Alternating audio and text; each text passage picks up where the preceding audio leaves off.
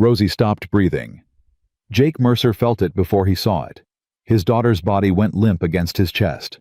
5 years old, burning with fever, silent. "Rosie," he shook her. "Baby, open your eyes." "Pa, she ain't." Caleb's voice cracked. "Don't." Jake pressed his ear to her chest. Nothing. Then a flutter, weak as a moth's wing. "She's alive. Lord help us. She's still alive." The blizzard screamed around them like something hungry. Chend. Before we continue, I'd love for you to subscribe and follow this story to the very end. Drop a comment telling me which city you're watching from. I want to see how far Jake and his children's journey travels. Now, let's get back to that killing storm. "Pa, what do we do?" Eli's voice cut through the wind. 8 years old, shaking so hard his teeth clicked together like rattling bones. The boy had his mother's eyes brown and too big for his face, and right now, filled with the kind of fear no child should know. Jake pulled Rosie tighter against his chest. "Caleb, the wagon." "Wheels gone." Caleb jumped down into the snow, disappeared up to his thighs, fought his way to the front. "Axles cracked clean through. We ain't going nowhere." "Can you fix it?"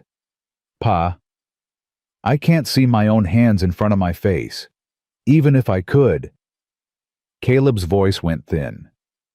"It's split in two. We'd need a blacksmith." Jake closed his eyes. 15 miles to Rock Springs. 15 miles through snow that was falling so thick the world had turned to white nothing. Temperature dropping every minute. His daughter burning up with fever in his arms, barely breathing, and no way to get her to help. Hannah, he thought. "Hannah, I'm sorry. I'm failing them again." "We walk," Jake said. "Walk where?" Caleb was back at the wagon snow, coating his hat, his shoulders, his eyebrows. "Pa, we could walk straight off a cliff and never know it till we hit bottom." "We stay here, your sister dies." The words hung in the frozen air. Caleb's face went whiter than the snow, whiter than anything Jake had ever seen.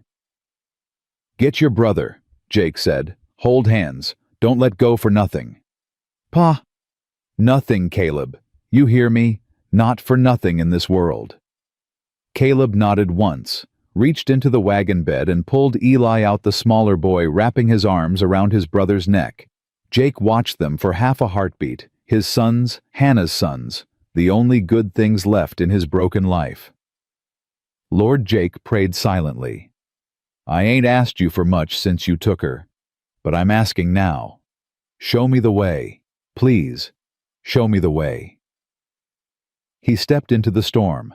The cold hit like a fist, like 100 fists, like every bad thing that had ever happened to him decided to happen all at once. His shoulder, the one that had caught Confederate lead at Antietam, screamed with the old familiar pain. His lungs burned, his eyes watered, and the tears froze on his cheeks before they could fall. "Stay close," he shouted, but the wind ripped the words away. They walked. One step, another. Another. Rosie's weight in his arms grew heavier with each step, or maybe his arms grew weaker. Hard to tell, hard to think, hard to do anything but put one foot in front of the other and pray. Caleb fell. Jake's heart stopped. He spun around, saw his eldest son face down in a drift, saw Eli trying to pull him up, both boys struggling against snow that wanted to swallow them whole. "Get up!"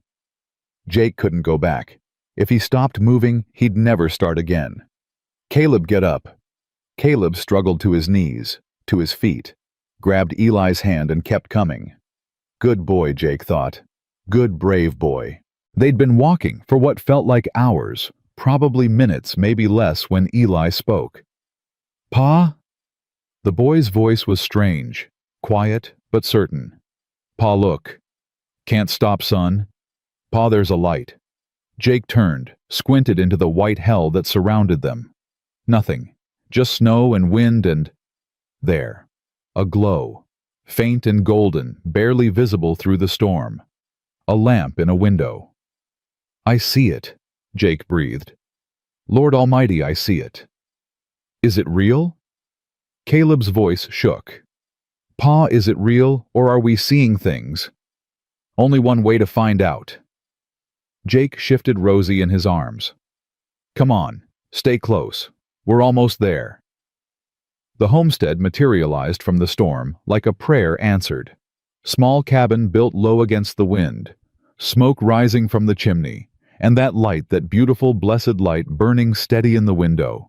Light in the window means nobody rides past. The unwritten law of the frontier. The promise that said, if you're lost, if you're dying, if the storm has you come here and be saved. Jake stumbled up to the door, raised his fist to knock. The door opened before his knuckles touched wood. A woman stood there, dark hair in a practical braid, work-worn hands, eyes that swept over Jake, over his sons, over Rosie's limp body, and understood everything in a single glance. Inside, she said. Now, all of you. She didn't wait for an answer. Grabbed Jake's arm and pulled him through the doorway, then reached past him to haul Caleb and Eli in by their collars. The door slammed shut against the howling wind. Warmth. Jake had forgotten what warmth felt like. It wrapped around him like his mother's arms, like Hannah's arms, like Mercy made physical. The girl. The woman was already moving, clearing a space by the fire, pulling quilts from somewhere. How long has she been sick? 3 days. Jake's voice came out hoarse. Started coughing. Then the fever came. Doc in town said she needed medicine he didn't have. I was trying to get to Rock Springs. In this? The woman's head snapped toward him. Her eyes were sharp, angry. You brought a sick child into a blizzard. I didn't have a choice. There's always a choice. This was the wrong one. She took Rosie from Jake's arms. He let her, too exhausted to resist, and laid the girl gently on the quilts. Her hands moved over Rosie's body with quick precision, checking pulse, checking breathing, checking fever. She's burning up, the woman muttered. Lungs are congested, classic pneumonia. 3 days, you said? Yes, ma'am. Why'd you wait so long? I didn't... Jake's voice broke. I didn't know. She said she felt fine, said it was just a little cough. By the time you realized she was too sick to travel, but you traveled anyway. The woman stood, moved to a cabinet, started pulling out bottles and instruments. Men, you'd rather risk death than admit you need help. Ma'am, my name is Clara Whitmore, and you're lucky you found this cabin because your daughter would have been dead by morning otherwise. Jake felt his knees go weak. He grabbed the back of a chair to keep from falling. Can you save her? Clara turned, looked at him for a long moment. Something shifted in her expression. The anger didn't leave, but it made room for something else. Compassion, maybe, or recognition.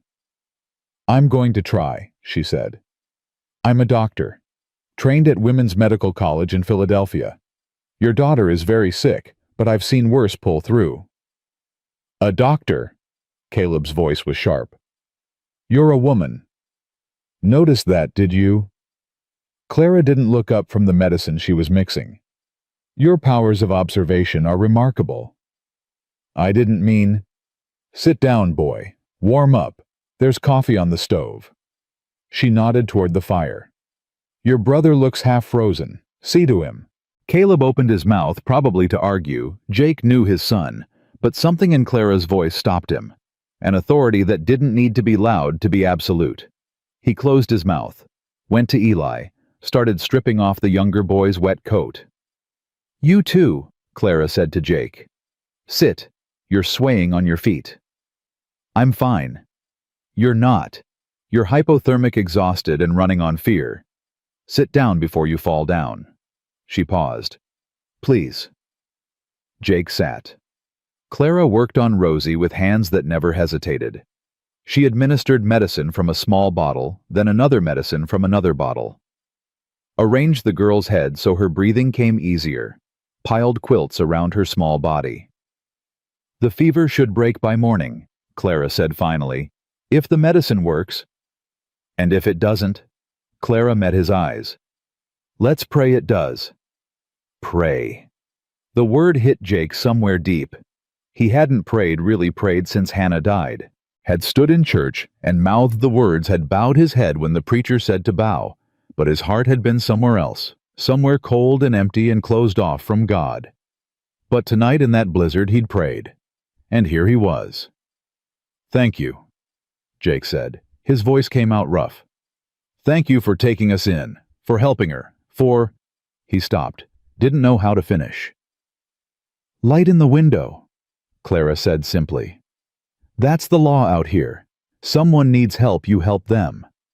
Still, you didn't have to." "No," Clara's voice softened. "I didn't have to. I wanted to." They looked at each other for a moment. Jake saw something in Clara's eyes. Loneliness, maybe. The kind of loneliness that came from years alone, from nights with no one to talk to, from keeping a light burning in the window and wondering if anyone would ever come. "Pa!" Eli's voice broke the moment. "Pa, I'm hungry." Clara moved toward the stove. "I'll make something. You all need food." "Ma'am, Clara, you don't have to go to trouble. It's Christmas Eve." Clara glanced at him over her shoulder. "Even in Wyoming, people should eat on Christmas Eve." Christmas Eve. Jake had forgotten. He'd been trying to forget. Last Christmas had been unbearable, the empty chair where Hannah should have sat, the presents she would have made, that no one made, the boys trying not to cry and failing. "I forgot," Jake admitted. "I know." Clara's voice was gentle now. "Men usually do. After they lose their wives." Jake went still. "How did you know? You've got 3 children and no wedding ring. Your daughter calls for her mama in her fever, but you flinch every time she does. And you've got that look." "What look?" "The look of a man who's been surviving instead of living." Clara turned back to her cooking. "I know it well. I see it in my mirror every morning." Jake looked around the cabin for the first time. Really looked. Small but clean. Medical books on a shelf. Herbs drying by the window. A small pine branch in the corner. A modest acknowledgement of Christmas. 2 candles on the mantel. And on the wall, a photograph. Clara and a man, both young, both dressed in their best. A wedding portrait. "Your husband?" Jake asked. 5 years ago." Clara's voice didn't waver. "Typhoid. He was a doctor too. Caught it from a miner he was treating." "I'm sorry." "So am I." She stirred the pot on the stove. "Every single day." "How do you—" Jake stopped. Started again. "How do you keep going alone out here?" Clara was quiet for a long moment. Then she pointed toward the windowsill, and Jake noticed for the first time a row of small carved birds. Each one different. Each one detailed and beautiful. "I carve," Clara said. "Every winter. 1 bird for every month I survive. Keeps my hands busy. Keeps my mind from going places it shouldn't go." Jake stood, walked to the windowsill, picked up one of the birds, a meadowlark, perfect down to the individual feathers. "These are beautiful. They're just birds." "No." Jake set the carving down carefully. "They're how you keep breathing. I understand that." Clara turned to look at him. Their eyes met. Something passed between them, recognition, understanding, the wordless knowledge of 2 people who'd lost everything and somehow kept waking up each morning anyway. "What's yours?" Clara asked. "Your version of carving birds." Jake thought about it. "Work," he said finally. "The ranch, the horses, getting up before dawn and working until after dark, so I'm too tired to think, too tired to remember." "Does it help?" "No. But it passes the time." Clara almost smiled. "That's the most honest thing anyone said to me in 5 years." "Pa." Eli had moved closer to Clara's medical cabinet, was staring at the bottles and instruments with wide eyes. "Pa, what's all this stuff?" Medicine, son. Doctor's tools. Real doctor tools. Eli looked at Clara with something like awe. You really know how to use all this? Every bit of it. Clara ladled stew into bowls. Took me 4 years to learn. 4 years? Eli's eyes went wider. That's almost as old as Rosie. It's a lot to learn. The human body is complicated. Could you teach me? The words tumbled out fast, like Eli had been holding them back. I mean, not everything. Just some stuff. I want to know how things work. I always want to know how things work. Clara looked at the boy. Something shifted in her face. You want to be a doctor someday? I don't know. Maybe. Is that dumb? That's the opposite of dumb. Clara handed him a bowl of stew. Eat this, and tomorrow, if your sister's better, I'll show you how a stethoscope works. Really? Really? Eli's face lit up, the first real smile Jake had seen from his son in months. He took the stew and retreated to the fire, already eating. Thank you, Jake said quietly. He gestured vaguely. All of it. He's a smart boy, curious. The world needs more curious people. His mother was like that, always asking questions, always wanting to understand. She sounds like she was a good woman. She was. Jake's voice caught. She was the best woman I ever knew. And I wasn't there when she died. I was at the ranch dealing with a horse that had gone lame, and she went into labor early, and by the time I got back, he stopped, couldn't finish. It wasn't your fault, Clara said. Everyone says that. Because it's true. Women die in childbirth every day. There's nothing you could have done. I could have been there. I could have held her hand. I could have. Jake's voice broke completely. She died alone. My Hannah died alone, calling for me, and I wasn't there. Clara moved closer, close enough to touch, though she didn't. My William died in my arms, she said quietly. I held his hand. I watched him take his last breath. And you know what? It didn't help. Not one bit. The grief was the same. The emptiness was the same. Being there doesn't make it hurt less. It just makes it different. Jake looked at her, saw the truth of what she was saying written in the lines around her eyes, in the set of her mouth, in the way she held herself like someone who'd learned to carry weight that should have broken her. How do you know that? He asked. How do you know being there doesn't help? Because I've spent 5 years wishing I hadn't been, wishing I'd gone to check on the horses instead, wishing the last thing I saw wasn't his face going slack. Clara's voice was steady, but her eyes were bright. At least you have good memories. At least your last memory of her isn't. She stopped, turned away, started fussing with the stove, though there was nothing that needed fussing with. Jake wanted to say something, wanted to offer comfort the way she'd offered it to him. But what comfort was there? What words could make any of this better? Pa. Caleb's voice quieter now. The boy had been listening. Pa, is Rosie going to be okay? Jake looked at his daughter. Her breathing was steadier than before. Some color had returned to her cheeks. The medicine was working. Doc Clara says the fever should break by morning. And then what? We go home? Home. The word hit Jake like a blow. That empty ranch house with Hannah's things still everywhere. Her apron on the hook, her sewing basket by the chair. The 4th plate he still set at the table sometimes, before remembering there was no one to use it. Weather's got to clear first, Jake said. Can't go nowhere in this storm. Storm should blow itself out by morning, Clara said. She was back to her brisk professional self. I'll check the wagon damage. Maybe the axle can be patched enough to get you to town. You'd do that? I told you. Light in the window. That means help with whatever's needed. Clara paused.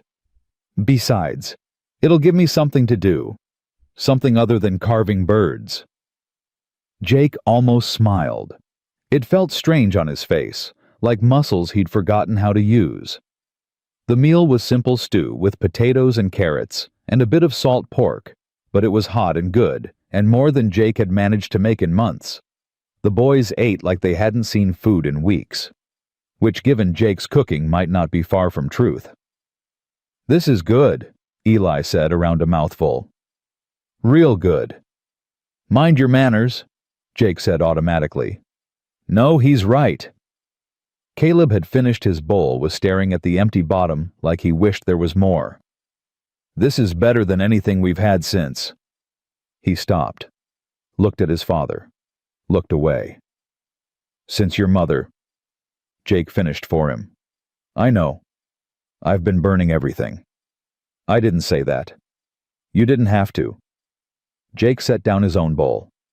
"I know I've been failing you boys. I know things have been hard. I'm trying to do better." "You ain't failing us, Pa." Eli's voice was quiet but fierce. "You're keeping us alive. That's what matters." "Your brother's right." Caleb's voice was reluctant, like the words were being dragged out of him. "You're doing your best. We know that."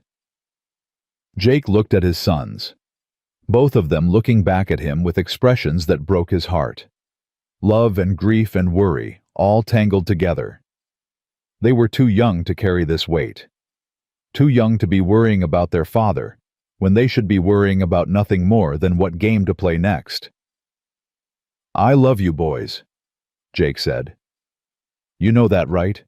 No matter how bad things get, no matter how hard it is, I love you." "We know, Pa." Eli's voice was thick. "We love you too." Caleb didn't say anything, but he nodded.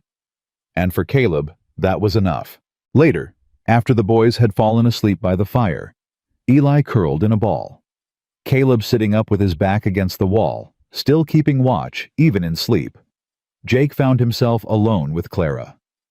She was sitting at her table, reading through papers by lamplight. Official-looking papers. A letter with a Denver postmark sat to the side, and even from across the room, Jake could see her jaw was tight. "Trouble?" he asked. Clara looked up sharply, saw where his eyes had gone, quickly turned the papers face down. "Nothing I can't handle." "You sure? Because that don't look like nothing." "I'm sure." Her voice had gone cold. Professional. The walls were back up. Jake knew he should let it go, knew it wasn't his business. But something about the set of her shoulders, the tightness in her voice, it reminded him of himself. Reminded him of all the times he'd said, "I'm fine," when he was anything but. "If there's something I can help with," there isn't. Clara stood abruptly. "Your daughter needs checking on. Excuse me." She moved to Rosie's side and Jake let her go. Whatever was in those papers, whatever trouble she was carrying, she wasn't ready to share it. He understood that. Some weights you had to carry alone until you were ready to set them down. Jake watched Clara check Rosie's pulse, her temperature, her breathing. Watched the gentle way she handled his daughter, the care in every movement.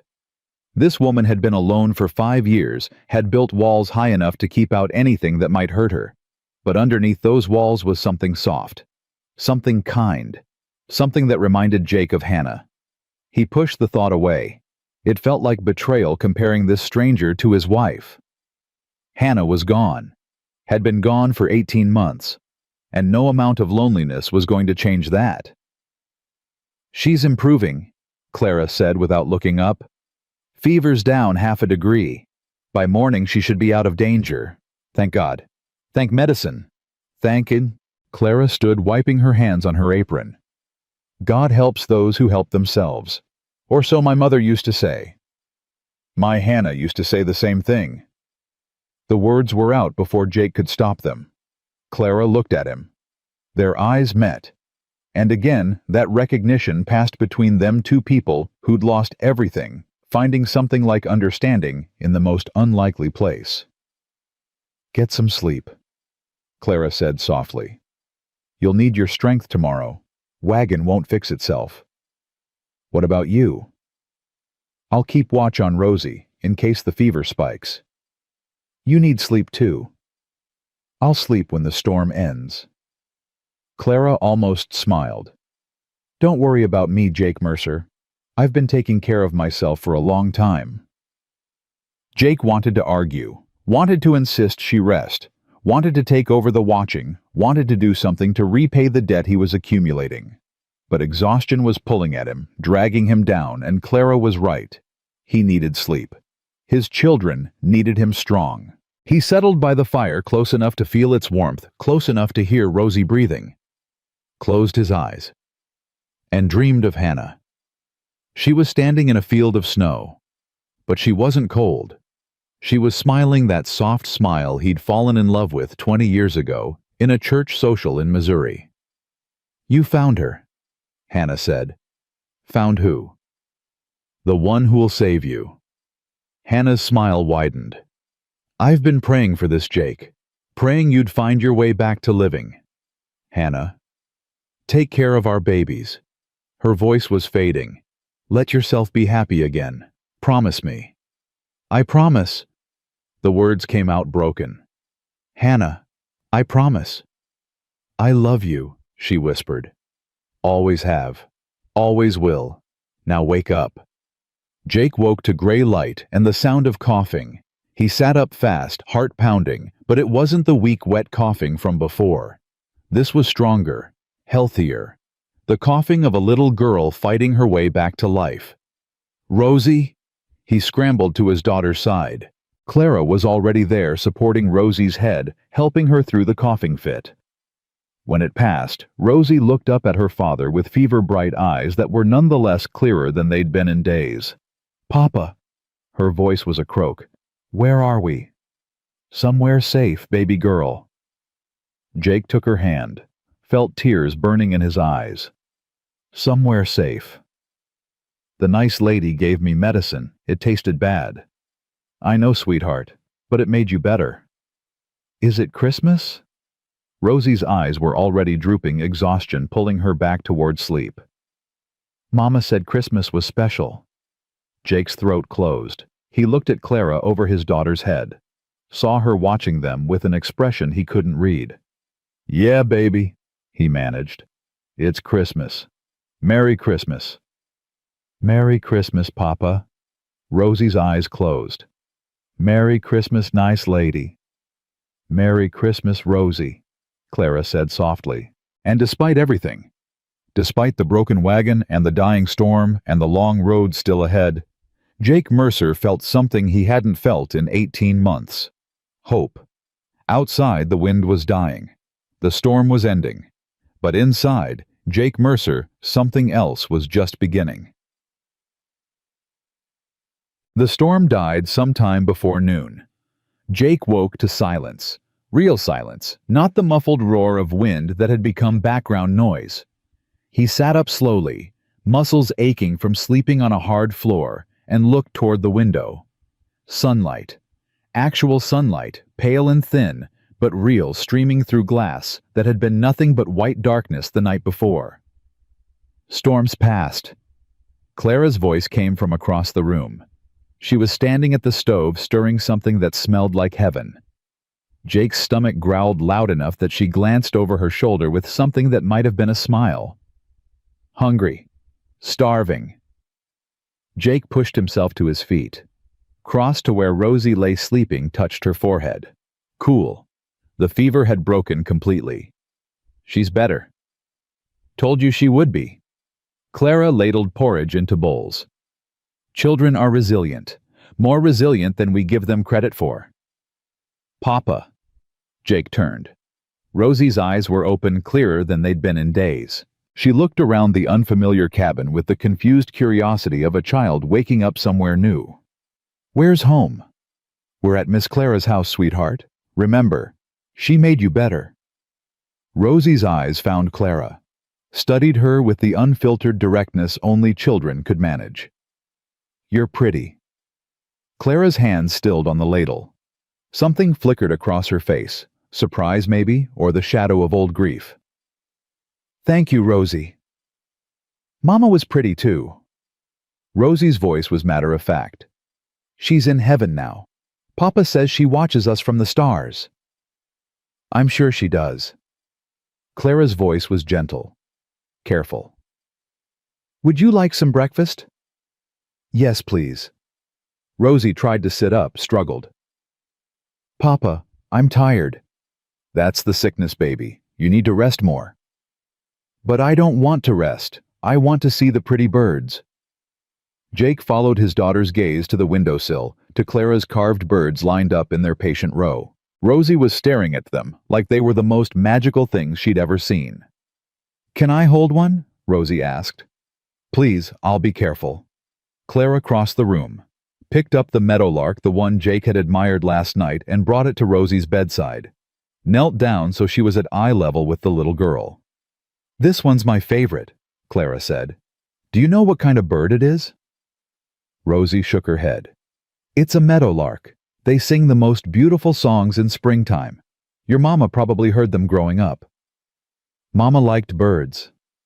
Rosie's small fingers traced the carved feathers with reverent care. She used to point at them and tell us their names. I forgot most of them. That's okay. I can teach you new ones. You can. Rosie's eyes went wide. You know all the birds? Most of them. I've had a lot of time to learn. Jake watched them, his daughter, and this stranger who wasn't a stranger anymore. Something was happening, something he couldn't name and wasn't sure he wanted to. Pa! Caleb's voice rough with sleep. The boy was sitting up by the fire watching the same scene Jake was watching. But where Jake saw something tender, Caleb's eyes held suspicion. Wariness. Pa, we should check the wagon. After breakfast? I can go now. Don't need to eat first. You'll eat first. Jake's voice left no room for argument. Then we'll check the wagon together. Caleb's jaw tightened, but he didn't argue. Just accepted the bowl Clara handed him and ate in silence, his eyes never quite leaving her face.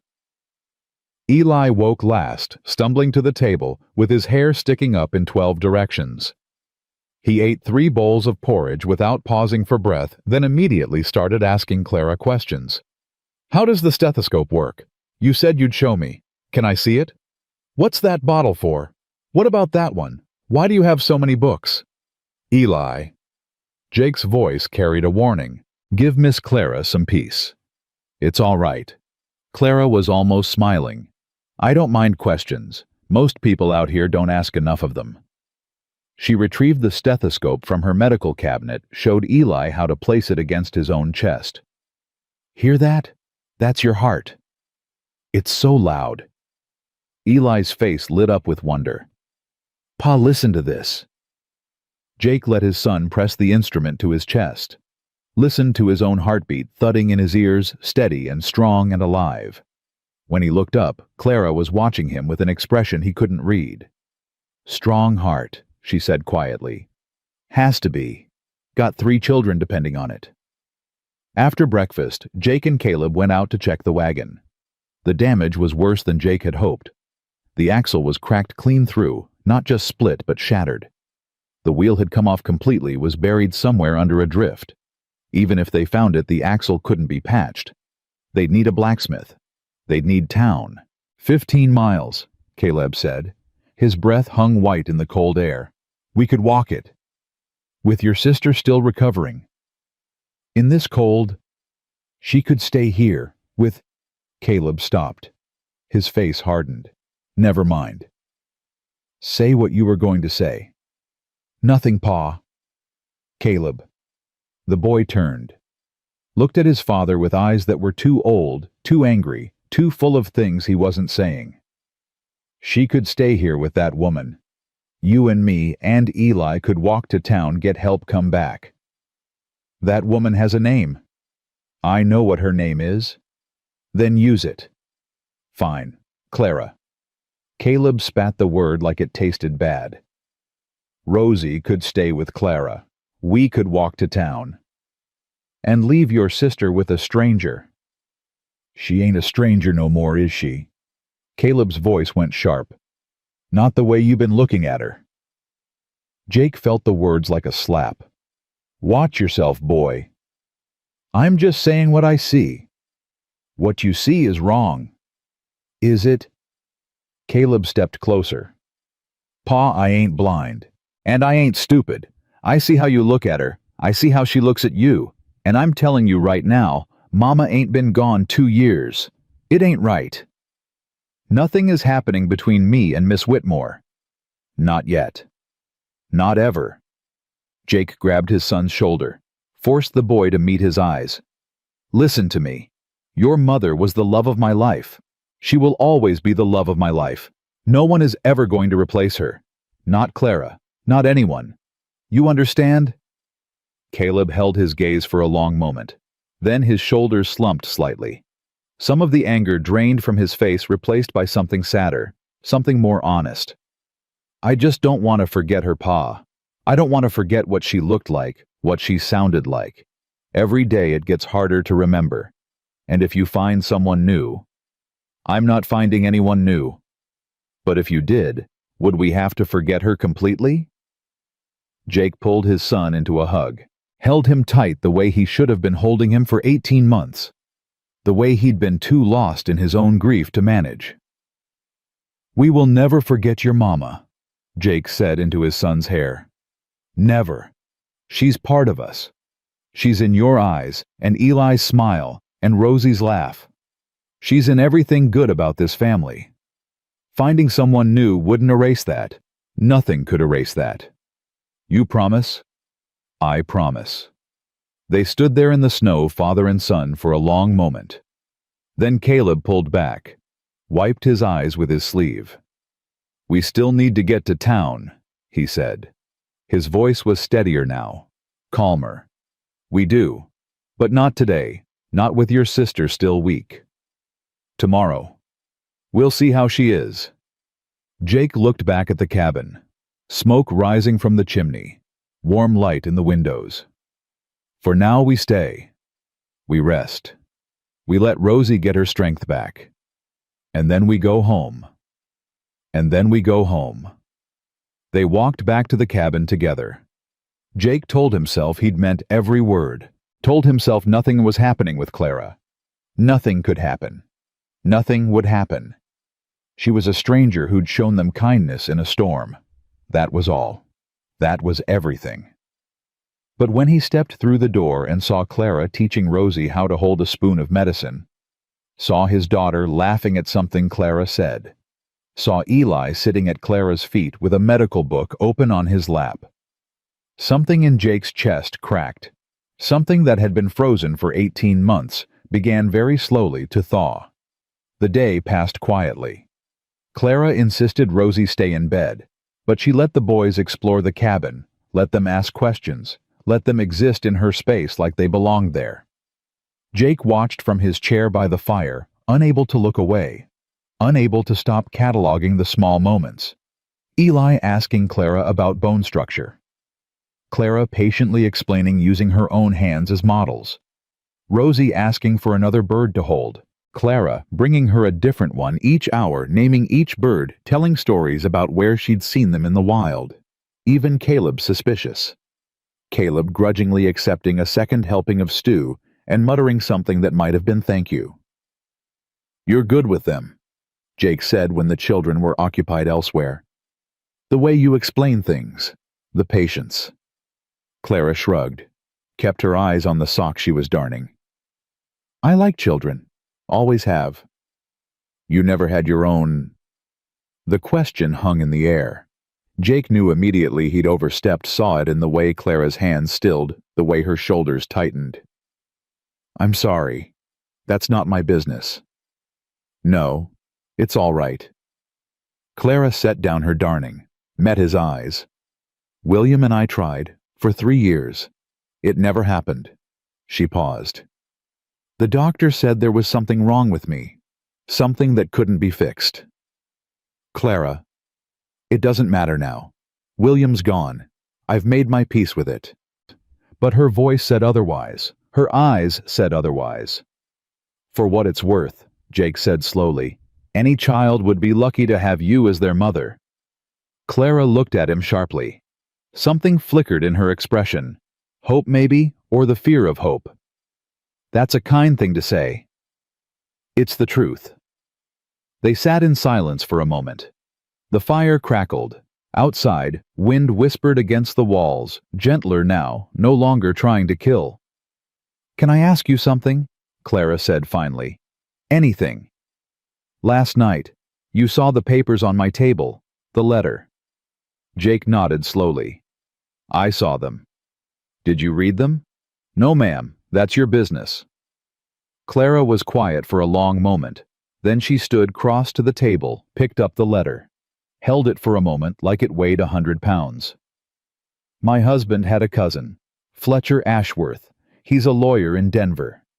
Clara's voice was flat, controlled. "2 months after William died, Fletcher showed up at my door. Said William owed him money. Said if I couldn't pay, he'd take the homestead." "Did William owe him money?" "I don't know. Maybe. William handled the finances. I trusted him." Clara's jaw tightened. "But even if he did, Fletcher wants more than money. He wants this land, and he's been finding ways to take it from me piece by piece." "What kind of ways?" "Legal ways.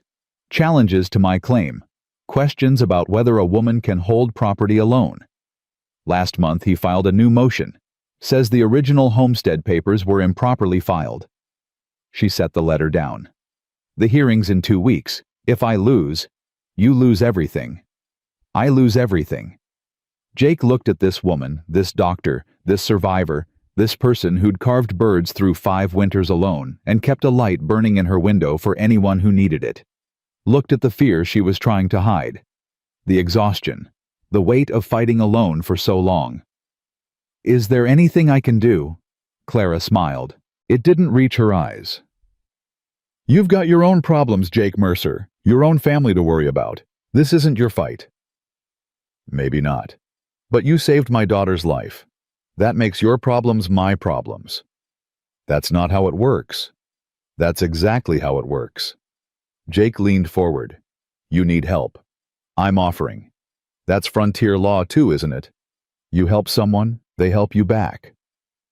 Clara studied him for a long moment.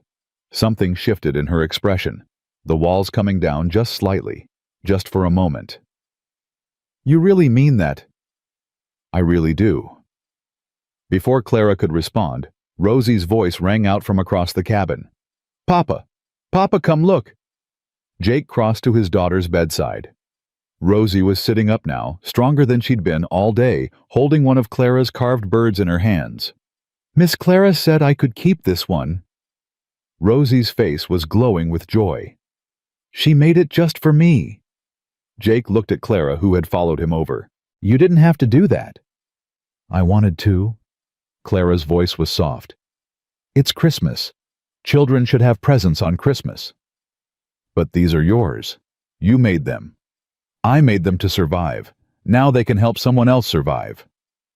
Clara knelt beside Rosie, adjusted the quilt around the little girl's shoulders. "You take good care of that bird, Rosie Mercer. And when you look at it, you remember even in the worst storms there's always a light somewhere. You just have to keep walking until you find it." Rosie threw her arms around Clara's neck. Held on tight. "Thank you, Miss Clara.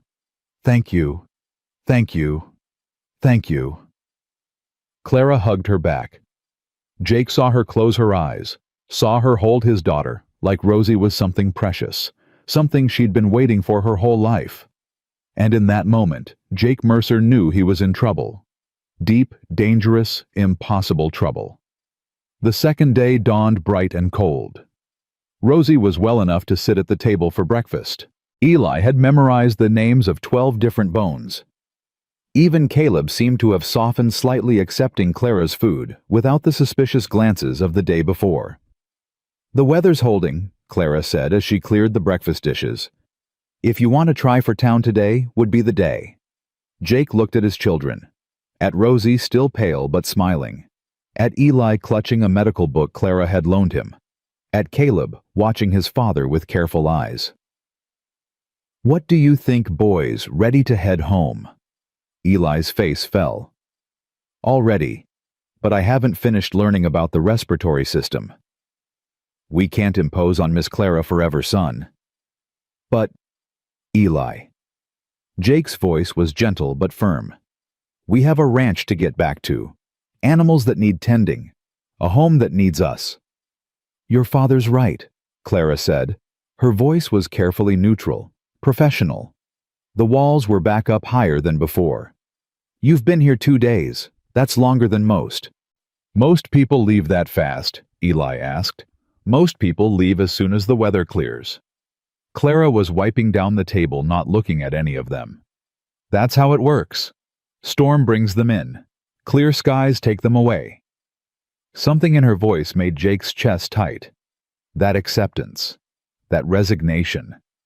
Like she'd learned long ago not to hope for anything different. We're grateful for everything you've done, Jake said. If there's any way to repay you, there isn't. Clara finally looked at him. Her expression was closed, distant. You survived. Your daughter's healthy. That's payment enough. Clara. I'll pack some food for your journey, and medicine for Rosie in case the fever returns. She was already moving toward her supplies, already creating distance. Town's 15 miles east. There's a blacksmith named Henderson. Tell him Clara sent you. He'll fix your axle fair. Jake watched her pack the supplies, watched her move around the cabin with brisk efficiency, gathering things, organizing things, preparing them to leave. She'd done this before he realized, watched people go, learned not to ask them to stay. I don't want to go. Rosie's voice was small. I like it here. I like Miss Clara. I know, sweetheart. But we have to. Why do we have to go? Why can't we stay? Jake didn't have an answer. Not one that would make sense to a 5-year-old. Not one that made sense to him. Because we have a home, Rosie. This feels more like home. The words were quiet, devastating. This feels like when Mama was alive. The cabin went silent. Caleb's head snapped toward his sister. Eli's eyes went wide. Clara's hands stilled on the food she was packing. Rosie, Jake started. I'm not saying Miss Clara is Mama. Rosie's voice was patient, like she was explaining something obvious to a slow adult. I know Mama's in heaven, but this place feels warm the way our house used to feel warm. Before. One word that contained 18 months of grief, of silence, of a house that had become a tomb. Jake looked at Clara.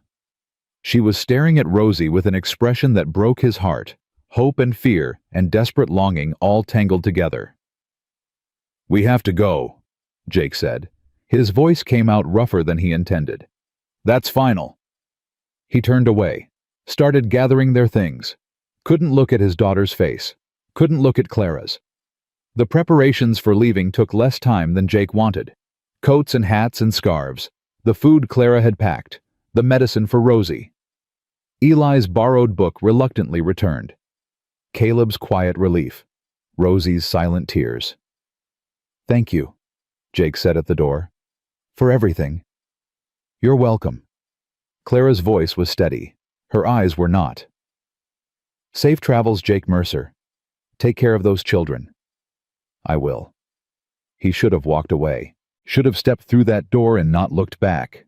Should have taken his children home and forgotten about this woman, this cabin, this strange Christmas that had broken something open in his chest. Instead, he stood there, looking at her, watching the light from the window paint gold across her face. Clara, don't. Her voice cracked. Please, just go. Jake went. They walked out into the snow, all 4 of them. Rosie held tight to Jake's hand, clutching her carved bird in the other. Eli dragged his feet. Caleb walked ahead, shoulders hunched, not looking back. At the edge of the property, Jake stopped, turned around one last time. Clara stood in the doorway watching them go. A figure in a rectangle of warm light getting smaller with every step they took. Rosie waved. Clara waved back. Then Jake turned his face toward the east, toward town, toward home, and kept walking. He didn't look back again. The walk to town took 4 hours. 4 hours of trudging through knee-deep snow, of carrying Rosie when she got too tired to walk, of listening to Eli's questions gradually fade into exhausted silence. 4 hours of thinking about Clara, about that look on her face when they left, about the way Rosie had said this feels more like home. 4 hours of knowing somewhere deep in his gut that he'd made a mistake. But what could he do? Go back. Say what he barely knew her. 2 days in a cabin during a storm didn't mean anything. Didn't give him the right to what Jake didn't know. That was the problem. He didn't know what he wanted, what he was feeling, what any of this meant. He just knew that with every step away from that cabin, something in his chest felt more and more wrong. They reached town as the sun was setting. Found Henderson, the blacksmith, explained about the wagon. Henderson said he could have it fixed in 2 days if Jake could pay.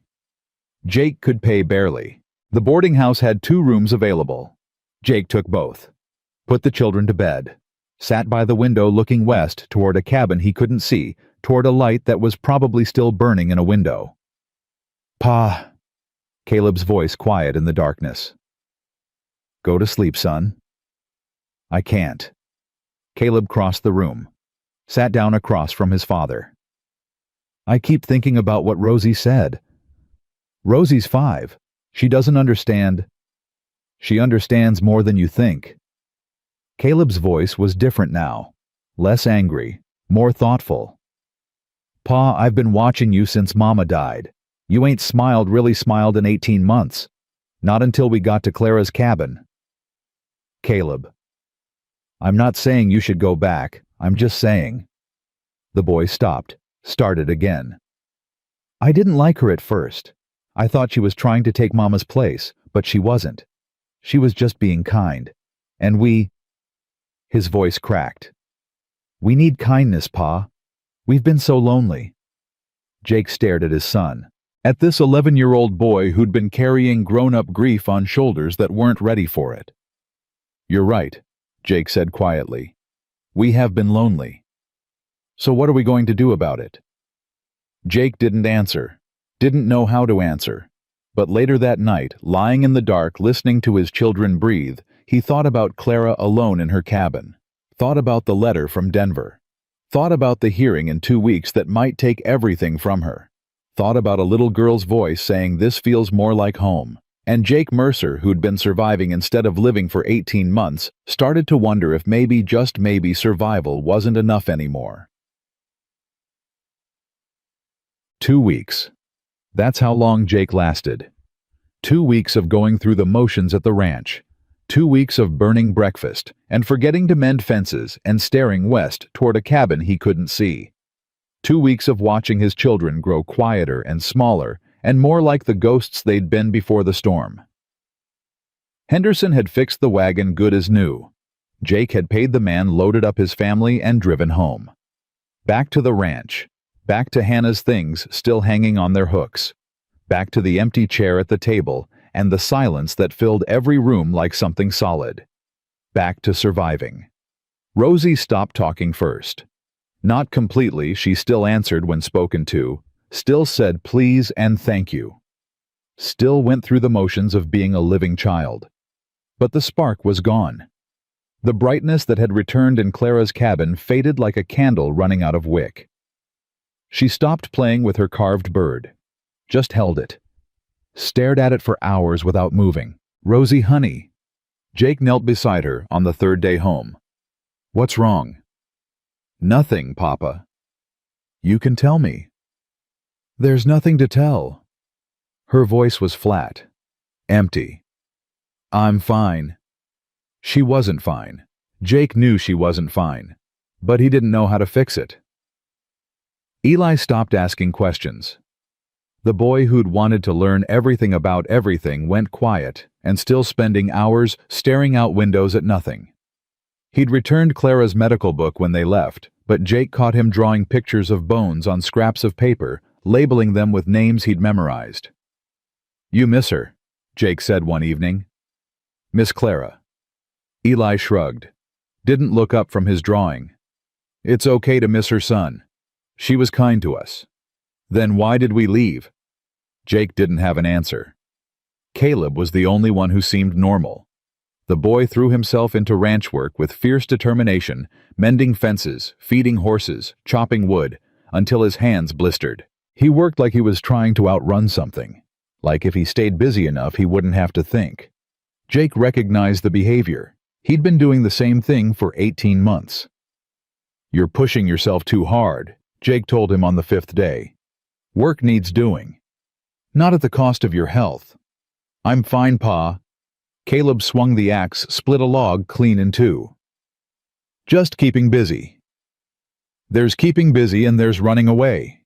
Caleb stopped, set down the axe, looked at his father with eyes that were too old, too tired, too full of things neither of them wanted to say. "Ain't that what we're all doing, running away?" Jake didn't answer. Couldn't answer. The truth was too sharp to speak out loud. The second week was worse. Rosie stopped eating.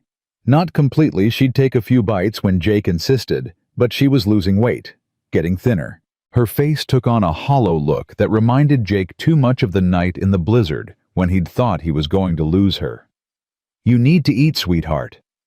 "I'm not hungry." "Just a few more bites, please." "I said I'm not hungry." Rosie pushed her plate away. "The food tastes wrong." "Wrong how?" "Just wrong." Her voice dropped to a whisper. "Miss Clara's food didn't taste wrong." Jake felt the words like a knife between his ribs. That night he burned dinner again, stood at the stove watching the beans turn to charcoal, and didn't move to save them. What was the point? He couldn't cook, couldn't feed his children properly, couldn't keep them healthy or happy or alive in any way that mattered. Hannah had done all of that. Hannah had been the one who made this house a home. Without her, it was just walls and a roof and 3 children slowly fading away. "Pa?" Eli's voice from the doorway.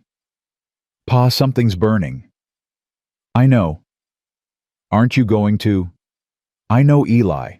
Jake turned off the stove, scraped the ruined beans into the trash, stood there with his hands braced against the counter, breathing hard, trying to hold himself together. "I'll make something else," he said finally. "Give me a minute." "It's okay, Pa. I'm not that hungry anyway." None of them were hungry anymore. None of them were anything anymore. The explosion came on the 10th day. Jake had burned breakfast again, and Caleb had eaten it without complaint again, and Rosie had pushed her plate away without touching it again. Everything was the same as it had been for 10 days. The same silence, the same emptiness, the same slow suffocation. Then Rosie spoke. "I want to go back." Jake looked up from his coffee. "What?" "I want to go back to Miss Clara's house. I want to live there. I don't want to be here anymore." "Rosie, we can't just... Why not?" Her voice rose, sharpened, the first real emotion she'd shown in days. "Why can't we... She liked us. We liked her. Why can't we go back?" "Because this is our home. This isn't home." Rosie was crying now, tears streaming down her cheeks. "Home is where Mama was. Home is where things were warm and good and happy. This place is just, it's just where we wait to die." The words hit Jake like bullets. He sat frozen, unable to speak, unable to move, unable to do anything but stare at his 5-year-old daughter as she said everything he'd been feeling for 18 months. "Rosie," Caleb's voice soft with alarm. "Don't tell me to be quiet." Rosie turned on her brother. "You think the same thing I know you do. I heard you tell Eli that you wished we'd stayed. I heard you say, Miss Clara made you feel like Mama was almost back."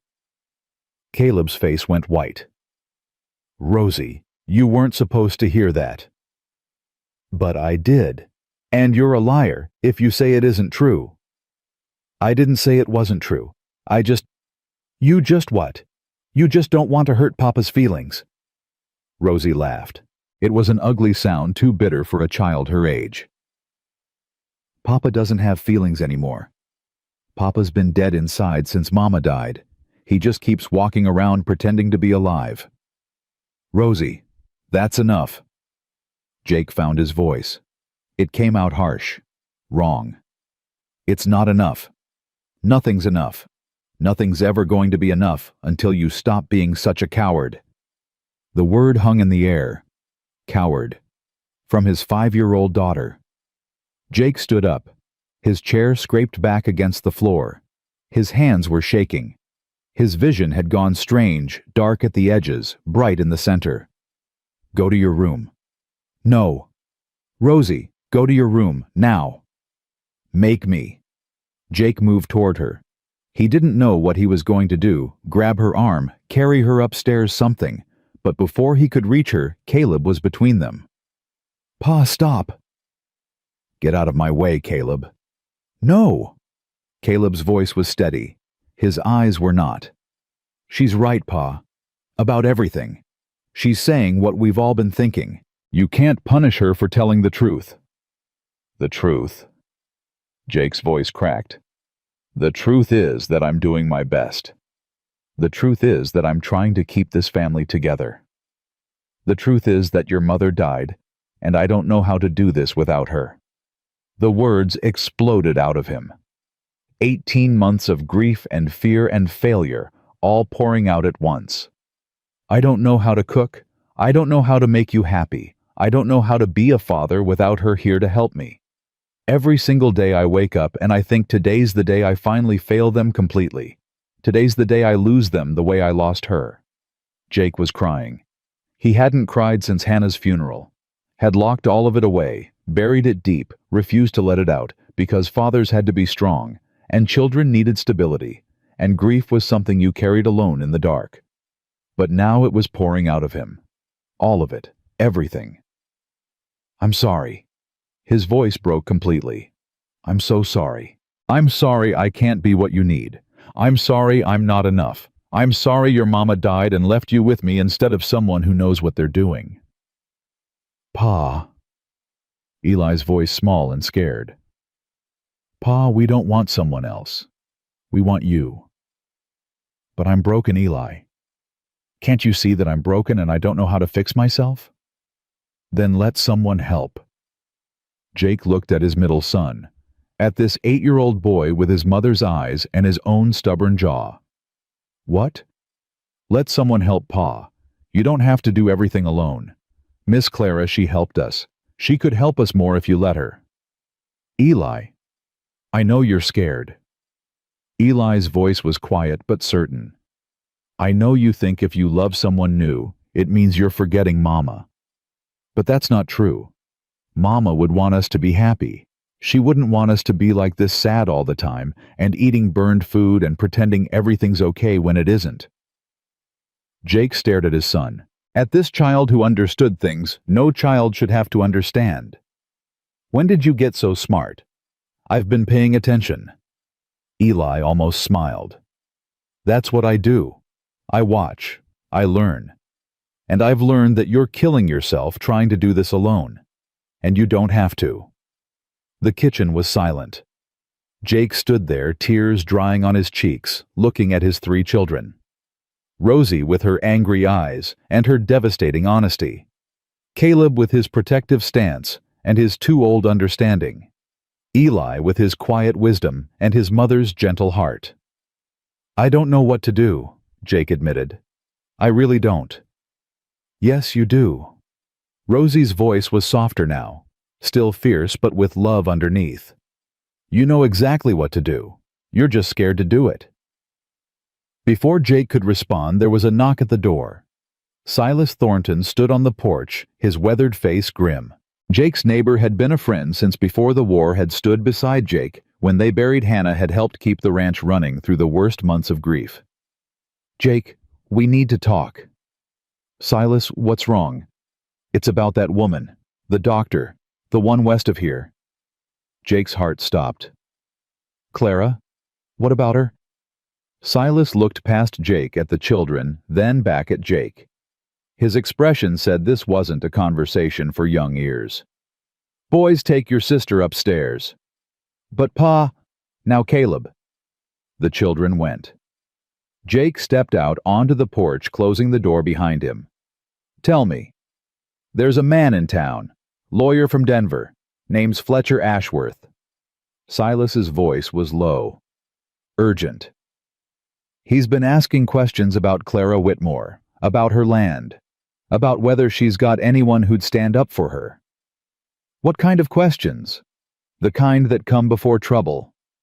Silas met Jake's eyes. "Word is, he's got papers. Claims she owes money, a lot of money. Claims if she can't pay the land defaults to him." "That's not how it works. A widow's homestead is protected. Not if the original claim was filed wrong. And according to Ashworth, it was." Silas paused. "Jake, I've seen this before. Back in Kansas before the war. Men like Ashworth, they don't care about the law. They care about getting what they want. And what he wants is that land." "Why, there's nothing special about that land." "There's a creek on it. Only reliable water source for 30 miles. Whoever controls that creek controls every ranch in the valley." Silas's jaw tightened. "He's been buying up land all around her. She's the last holdout, the last piece he needs." Jake felt cold. Not from the winter air, from something deeper. Something that felt like fear. "When's the hearing?" 3 days. County courthouse in Rock Springs. 3 days. Clara had said 2 weeks when they'd left, but that was 10 days ago. "Does she know?" "I sent word. Don't know if she got it." Silas stepped closer. "Jake, I know this ain't your fight, but that woman saved your daughter's life, and from what I hear, she ain't got nobody else." "What am I supposed to do? I'm not a lawyer. I don't know anything about land claims or—" "You're a man with a voice and a reputation. You fought in the war. People respect you." Silas's hand landed on Jake's shoulder. "Sometimes that's enough. Sometimes just showing up is enough." Jake stood there, heart pounding, mind racing. Clara alone in that cabin. Clara facing a man who wanted to take everything from her. Clara with no one to stand beside her. And here he was, 10 miles away doing nothing. Because he was scared. Because loving someone new felt like betraying Hannah. Because survival was easier than living, and loneliness was safer than hope. Because he was exactly as Rosie had said, a coward. "I have to go." The words were out before Jake knew he was going to say them. "Now. Now. Tonight. She needs to know—" Jake stopped, started again. "She needs to know she's not alone." Silas nodded. Something like approval crossed his weathered face. "I'll watch the children." "I can't ask you to." "You didn't ask. I offered." Silas smiled slightly. "Go, Jake. Do what you should have done 2 weeks ago." Jake turned toward the door, then stopped, turned back. "Silas, what if I'm too late?" "Then at least you tried." Silas's voice was gentle. "That's more than most men manage. That's more than you've managed in 18 months.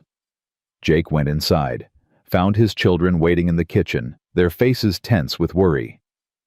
"I have to go somewhere," Jake said. "Silas is going to stay with you." "Where are you going?" Caleb's voice was sharp. "To help Miss Clara. She's in trouble." "What kind of trouble?" "The kind that needs someone to stand beside her." Jake knelt down, looked at each of his children in turn. "I might be gone for a few days. I need you to be brave. Can you do that?" Rosie's face transformed. The anger and grief that had been eating at her for 2 weeks melted away, replaced by something that looked like hope. "You're going to help her?" "Really?" "I'm going to try." "And then what?" Eli asked. "After you help her?" Jake took a deep breath, let it out slowly, made a decision that had been building for 10 days, maybe longer. "Then I'm going to ask her to come back with me.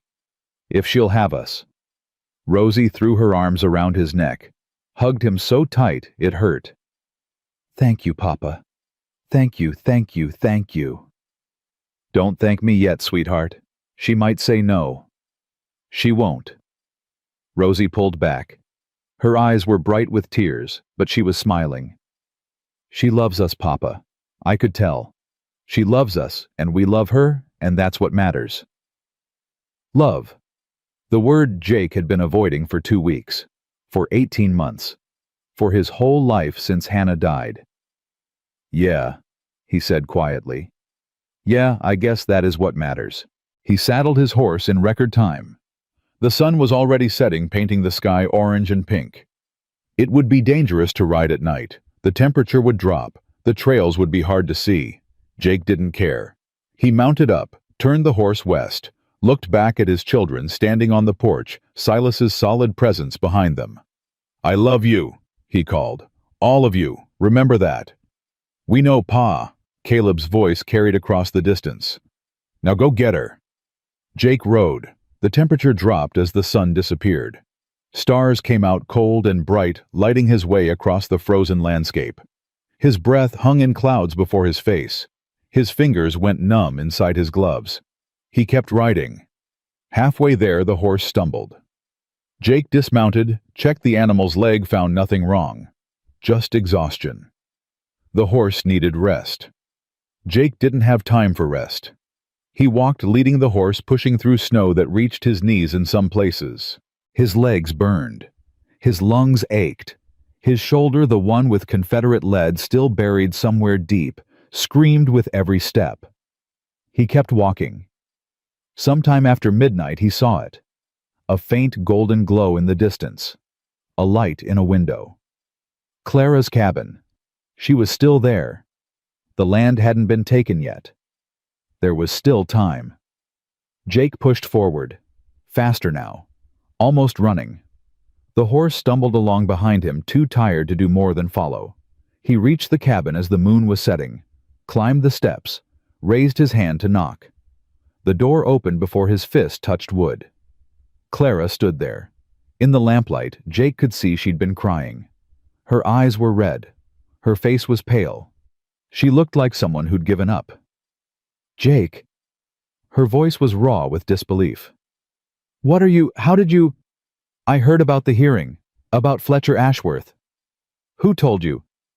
Doesn't matter. I'm here. Jake stepped forward. Clara, you're not facing this alone. Not anymore. Clara stared at him. Something cracked in her expression, the walls she'd built, the defenses she'd maintained, all of it crumbling at once. You came back. Her voice broke. I thought I never expected. I should have come back 2 weeks ago. I should never have left.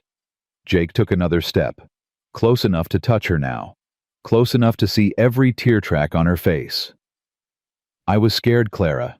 Scared of what I was feeling. Scared of betraying Hannah's memory. Scared of letting someone new into my heart. And now? Now I'm more scared of living without you than I am of loving again. Clara made a sound half sob, half laugh. That's either the most romantic thing anyone's ever said to me or the most terrifying. Probably both. Jake's voice was rough. I'm not good at this, Clara. I've been dead inside for 18 months. I don't know how to be what you need. I don't know if I can be a good husband or father or any of the things a man's supposed to be. I'm not asking you to be perfect, Jake. Then what are you asking? Clara reached out, took his hand. Her fingers were cold, but her grip was strong. I'm asking you to try. That's all. Just try. And let me try with you. Jake pulled her into his arms, held her against his chest, felt her heart beating against his. Two broken people, finding something like wholeness in each other. The hearing's in 3 days, Clara said into his shoulder. I know. Ashworth has lawyers, resources, connections. I know. We might lose. Jake pulled back, looked into her eyes. We might, but we won't lose alone. And whatever happens after, whatever comes next, we face it together. Clara smiled. It was the first real smile he'd seen from her, the first one that reached her eyes. Together, she repeated. I like the sound of that. They stood there in the doorway holding each other as the first light of dawn broke over the mountains. A new day, a new beginning. 3 days until the hearing. 3 days to prepare for a fight that could take everything. But for the first time in 18 months, Jake Mercer felt something other than grief. He felt ready. The next 3 days passed like a fever dream. Jake sent word to Silas to bring the children. They arrived the following afternoon, tumbling out of the wagon with faces bright with hope and fear and everything in between. Rosie ran to Clara before her feet fully touched the ground. Threw herself into the woman's arms like she was coming home after years away instead of weeks. "I knew Papa would come back for you," Rosie said into Clara's shoulder. "I knew it. I told Caleb. I told Eli. They didn't believe me, but I knew." Clara held her tight, looked at Jake over the little girl's head with eyes that were wet but smiling. "You were right, sweetheart. Your papa's a brave man." "He's not brave." Rosie pulled back, her face serious. "He's just scared of the right things now instead of the wrong things." Jake laughed. It came out rough, rusty from disuse, but real. "When did you get so wise, little one?" "I've always been wise, Papa. You just weren't listening." Eli approached Clara with more caution than his sister, but no less longing. He stopped a few feet away, hands shoved in his pockets, trying to look casual and failing completely. "I finished drawing all the bones," he said. "The ones you taught me. I can show you if you want." "I want." Clara released Rosie, opened her arms to Eli. "I want very much." The boy hesitated for just a moment. Then he was in her arms too, holding on like he was afraid she'd disappear. Caleb hung back, the oldest, the most cautious, the one who'd built walls almost as high as Jake's own. "Caleb." Clara's voice was gentle. "You don't have to." "I know I don't have to." Caleb's jaw was tight. His eyes were wet. I need you to know something first." "What's that?" "I didn't like you at first. I thought—" He stopped, swallowed hard. "I thought you were trying to take my mama's place. I thought if we let you in, we'd have to forget her. And I can't do that. I won't do that. She was my mama, and I love her, and I won't forget her." "I would never ask you to forget her." Clara stepped toward him slowly, carefully, like approaching a wounded animal.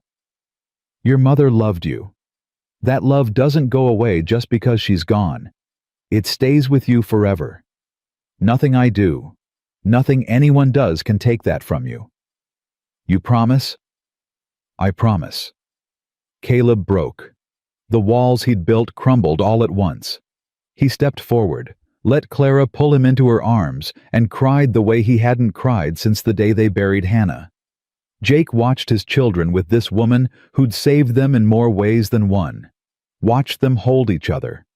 Watched something broken begin to heal. "Thank you," he said quietly. Clara looked up at him, smiled through her own tears. "Don't thank me yet. We've still got a fight ahead of us." The preparation for the hearing consumed every waking moment. Clara showed Jake the papers, all of them. The original homestead claim her husband had filed. The letters from Fletcher Ashworth demanding payment. The legal motions challenging her right to the land. "He's been at this for 3 years," Clara explained, spreading documents across her kitchen table. "Ever since William died. At first it was just letters, then lawsuits, now this." Jake studied the papers. He wasn't a lawyer, but he'd learned to read contracts working for the railroad before the war. Learned to spot the tricks men used to cheat other men out of what was rightfully theirs. This debt he's claiming. Do you have any record of William borrowing money? "William handled all our finances. I trusted him." "But you don't have proof either way." "No." Clara's voice was tired. "I don't." Jake picked up another document. Read it twice. Read it a third time. "Clara, this motion challenging your homestead claim. It says the original filing was improper because William listed the wrong section number. That's what Ashworth claims. But look here." Jake pointed at a line in the filing. "The section number matches the county surveyor's records. I checked when I was in town. Henderson showed me. Clara looked at the paper. At Jake. Back at the paper. You checked. Before I rode out here. Stopped at the county office, asked to see the survey maps. Jake set the document down. Clara, there's nothing wrong with your filing. Ashworth is lying. Can you prove that? The records can prove it, if we can get the judge to look at them. If Ashworth hasn't. Jake stopped. A cold feeling settled in his stomach. Hasn't what? If he hasn't already gotten to them, changed them, made them say what he needs them to say. Clara's face went pale. He wouldn't. Men like Ashworth do whatever they have to do, whatever they can get away with. Jake stood, started pacing. We need witnesses. People who knew William. People who can testify that he never borrowed money from Fletcher Ashworth. Most of William's friends moved away after he died, or died themselves. What about patients? People you've helped? Dozens, but they're scattered all over the territory. We can't get them to Rock Springs in 3 days. Then we get whoever we can. We show the judge that you're not just some woman alone on a claim. We show him you're part of this community, that people know you, trust you, need you. Clara looked at him. Something shifted in her expression, hope maybe, or the beginning of it. You really think that'll be enough? I don't know. Jake's voice was honest, but it's what we've got. They rode to town the next morning. All of them, Jake, Clara, and all 3 children. The wagon creaked over frozen ground breath, hanging white in the cold air. Rock Springs was busy for a winter day. Word of the hearing had spread. People wanted to see the show The Denver Lawyer versus the Widow Doctor. Entertainment was scarce in Wyoming territory. Jake felt eyes on them as they walked down the main street. Curious eyes, hostile eyes, sympathetic eyes. All of them watching, judging, waiting to see which way the wind would blow. Jake Mercer. The voice came from behind them. Jake turned. A man stood on the boardwalk, tall, well-dressed. The kind of clothes you'd see in a Denver ballroom, not a Wyoming mining town. His face was smooth, almost handsome, but his eyes were cold, calculating. Fletcher Ashworth. The man smiled. It didn't reach his eyes. I've heard about you. Civil War hero. Rancher. Widower. His gaze slid to Clara. And now apparently protector of lost causes. Miss Whitmore's cause isn't lost. Miss Whitmore's cause is hopeless. Ashworth's voice was pleasant, conversational, like they were discussing the weather instead of a woman's entire life. The law is clear. The debt is documented. The filing is flawed. In 3 days, that land becomes mine. The filing isn't flawed and you know it. Do I? Ashworth's smile widened. That's for the judge to decide, isn't it? It is. And when he sees the county surveyor's original records... Ah, the original records. Ashworth pulled out a pocket watch, checked the time, put it away. Tragic thing.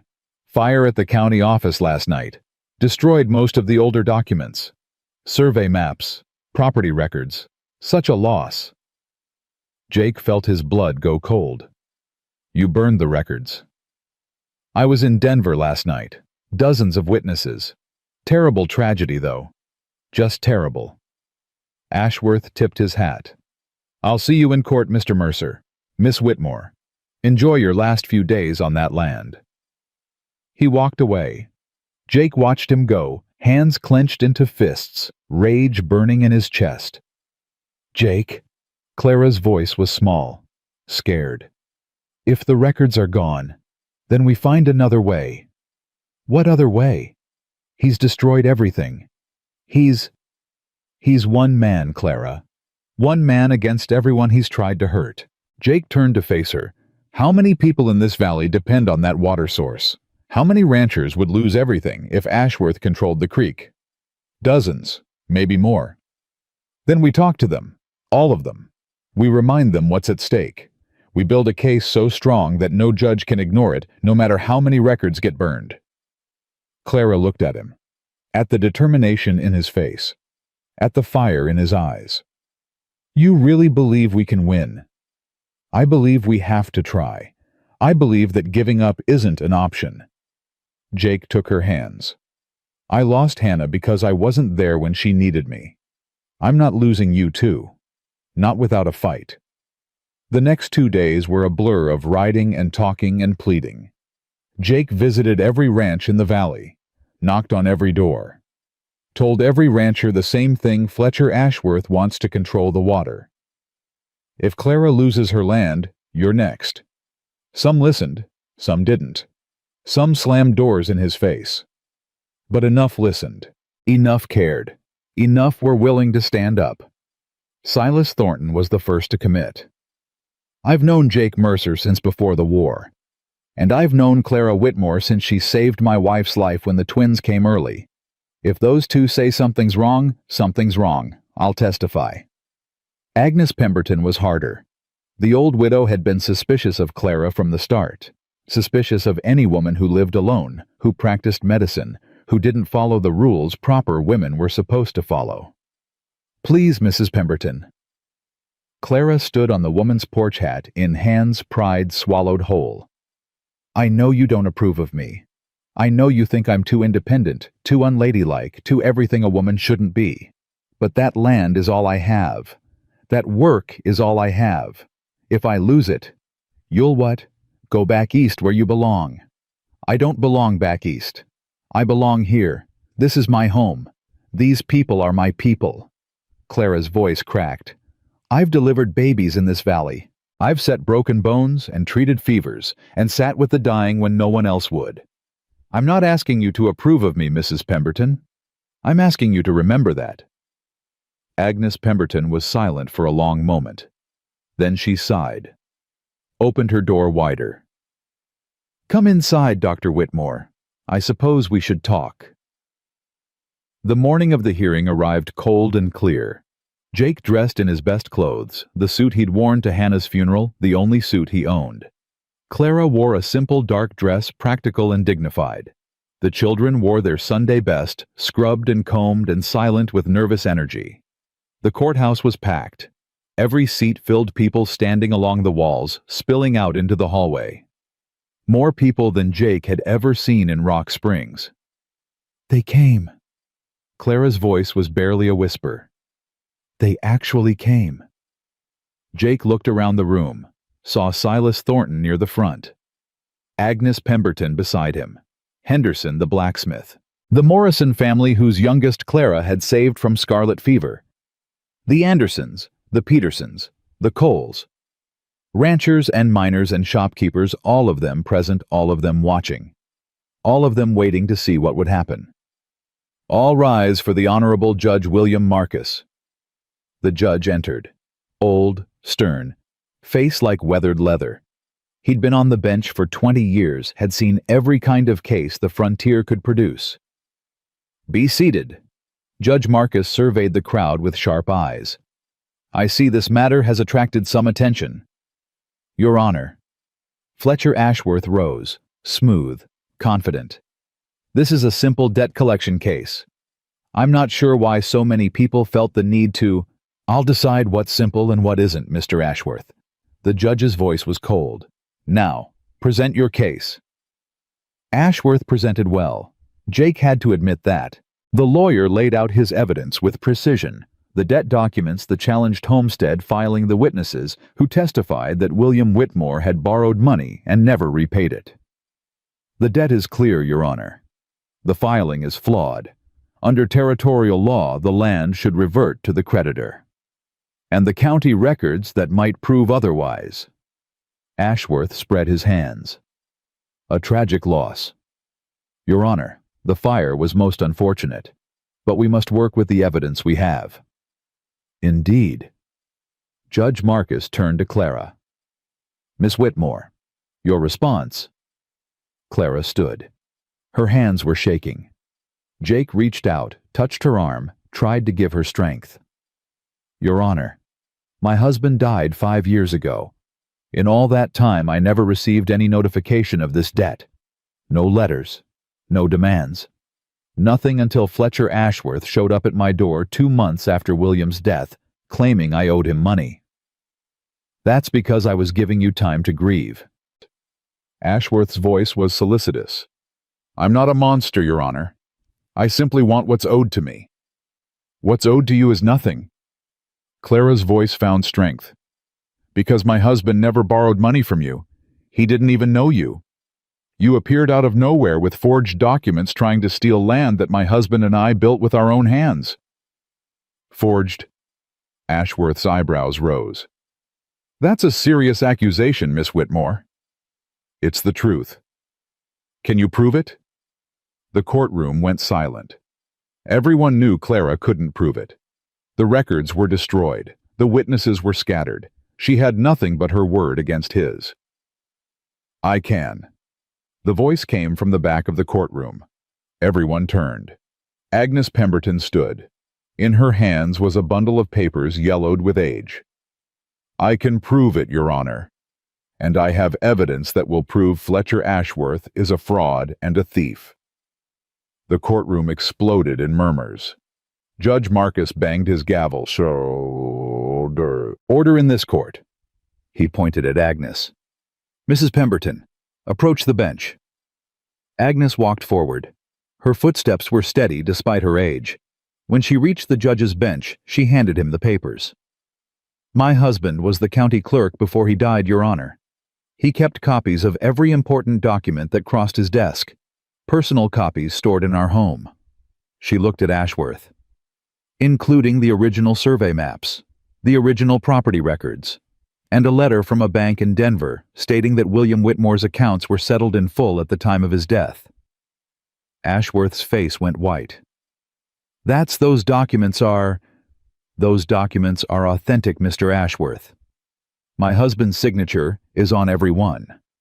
Agnes turned back to the judge.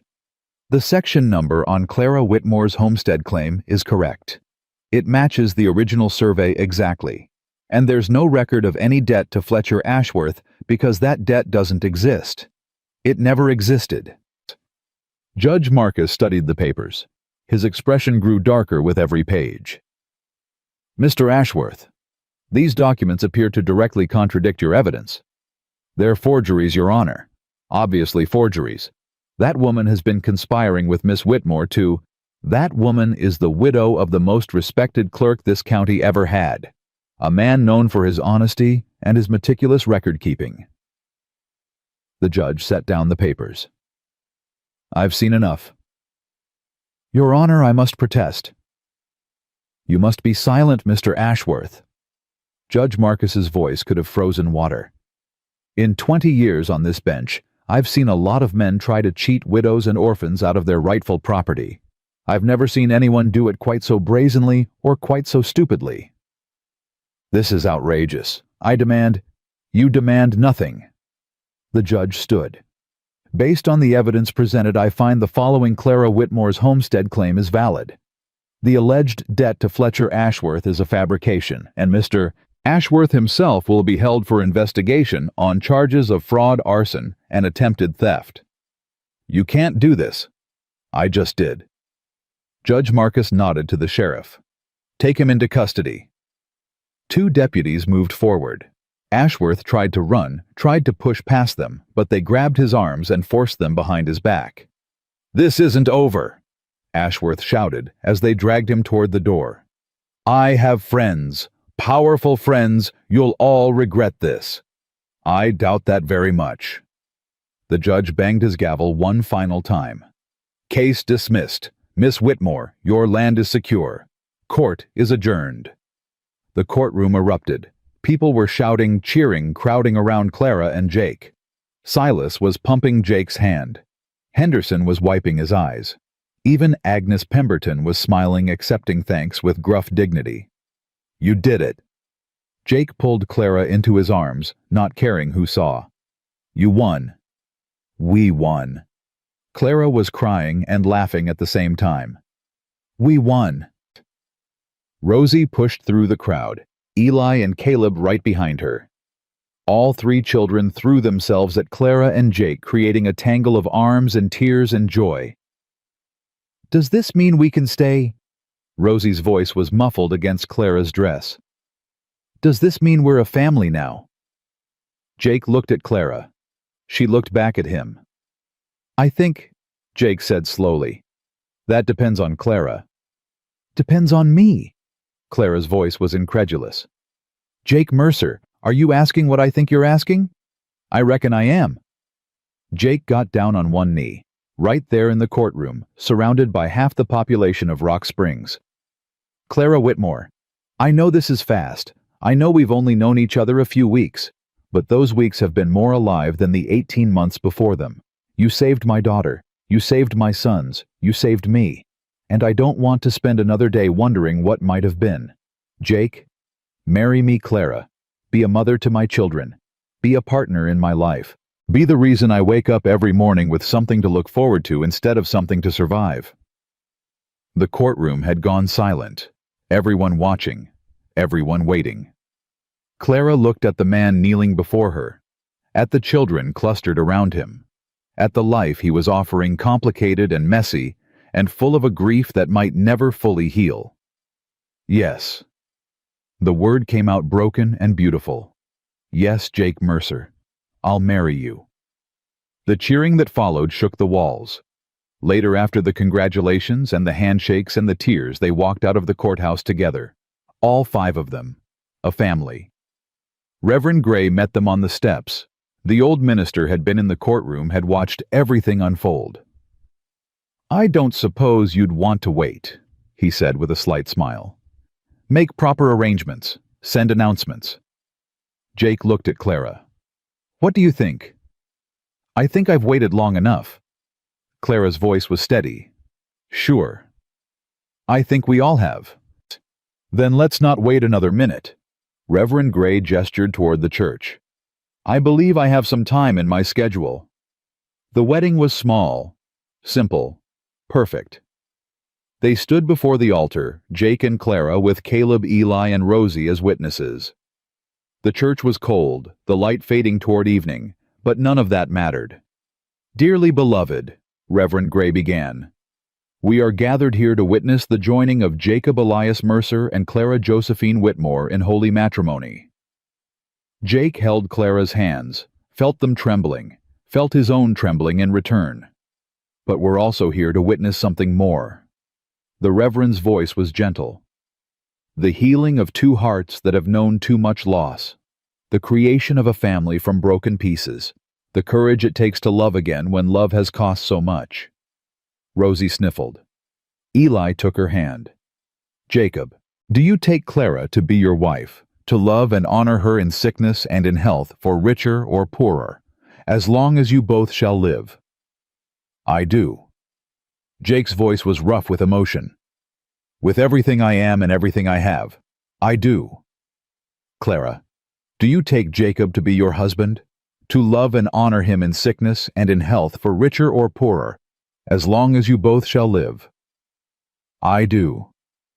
Clara's tears fell freely now. I do. Then by the power vested in me, I pronounce you husband and wife. Reverend Gray smiled. You may kiss your bride.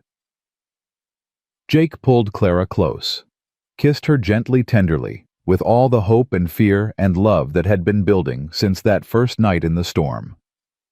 We're married, Clara whispered against his lips. We're married. Papa. Rosie's voice broke the moment. Does this mean Miss Clara is our mama now? Jake looked at his daughter, at all his children, at Clara, who was watching them with love written across her face.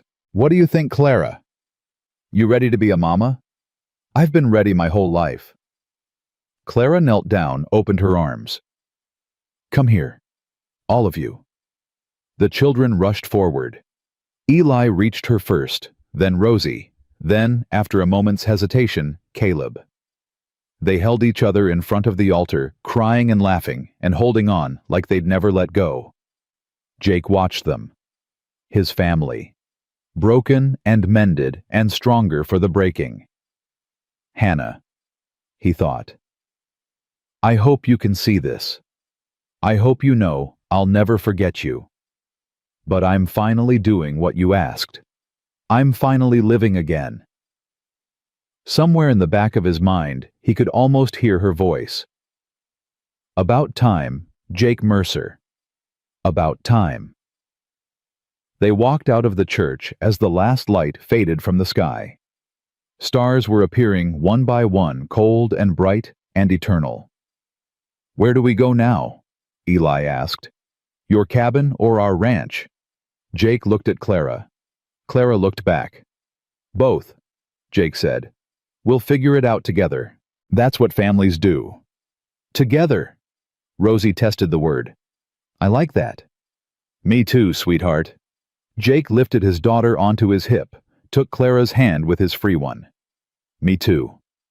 They walked toward the wagon, all 5 of them, their breath hanging white in the cold air.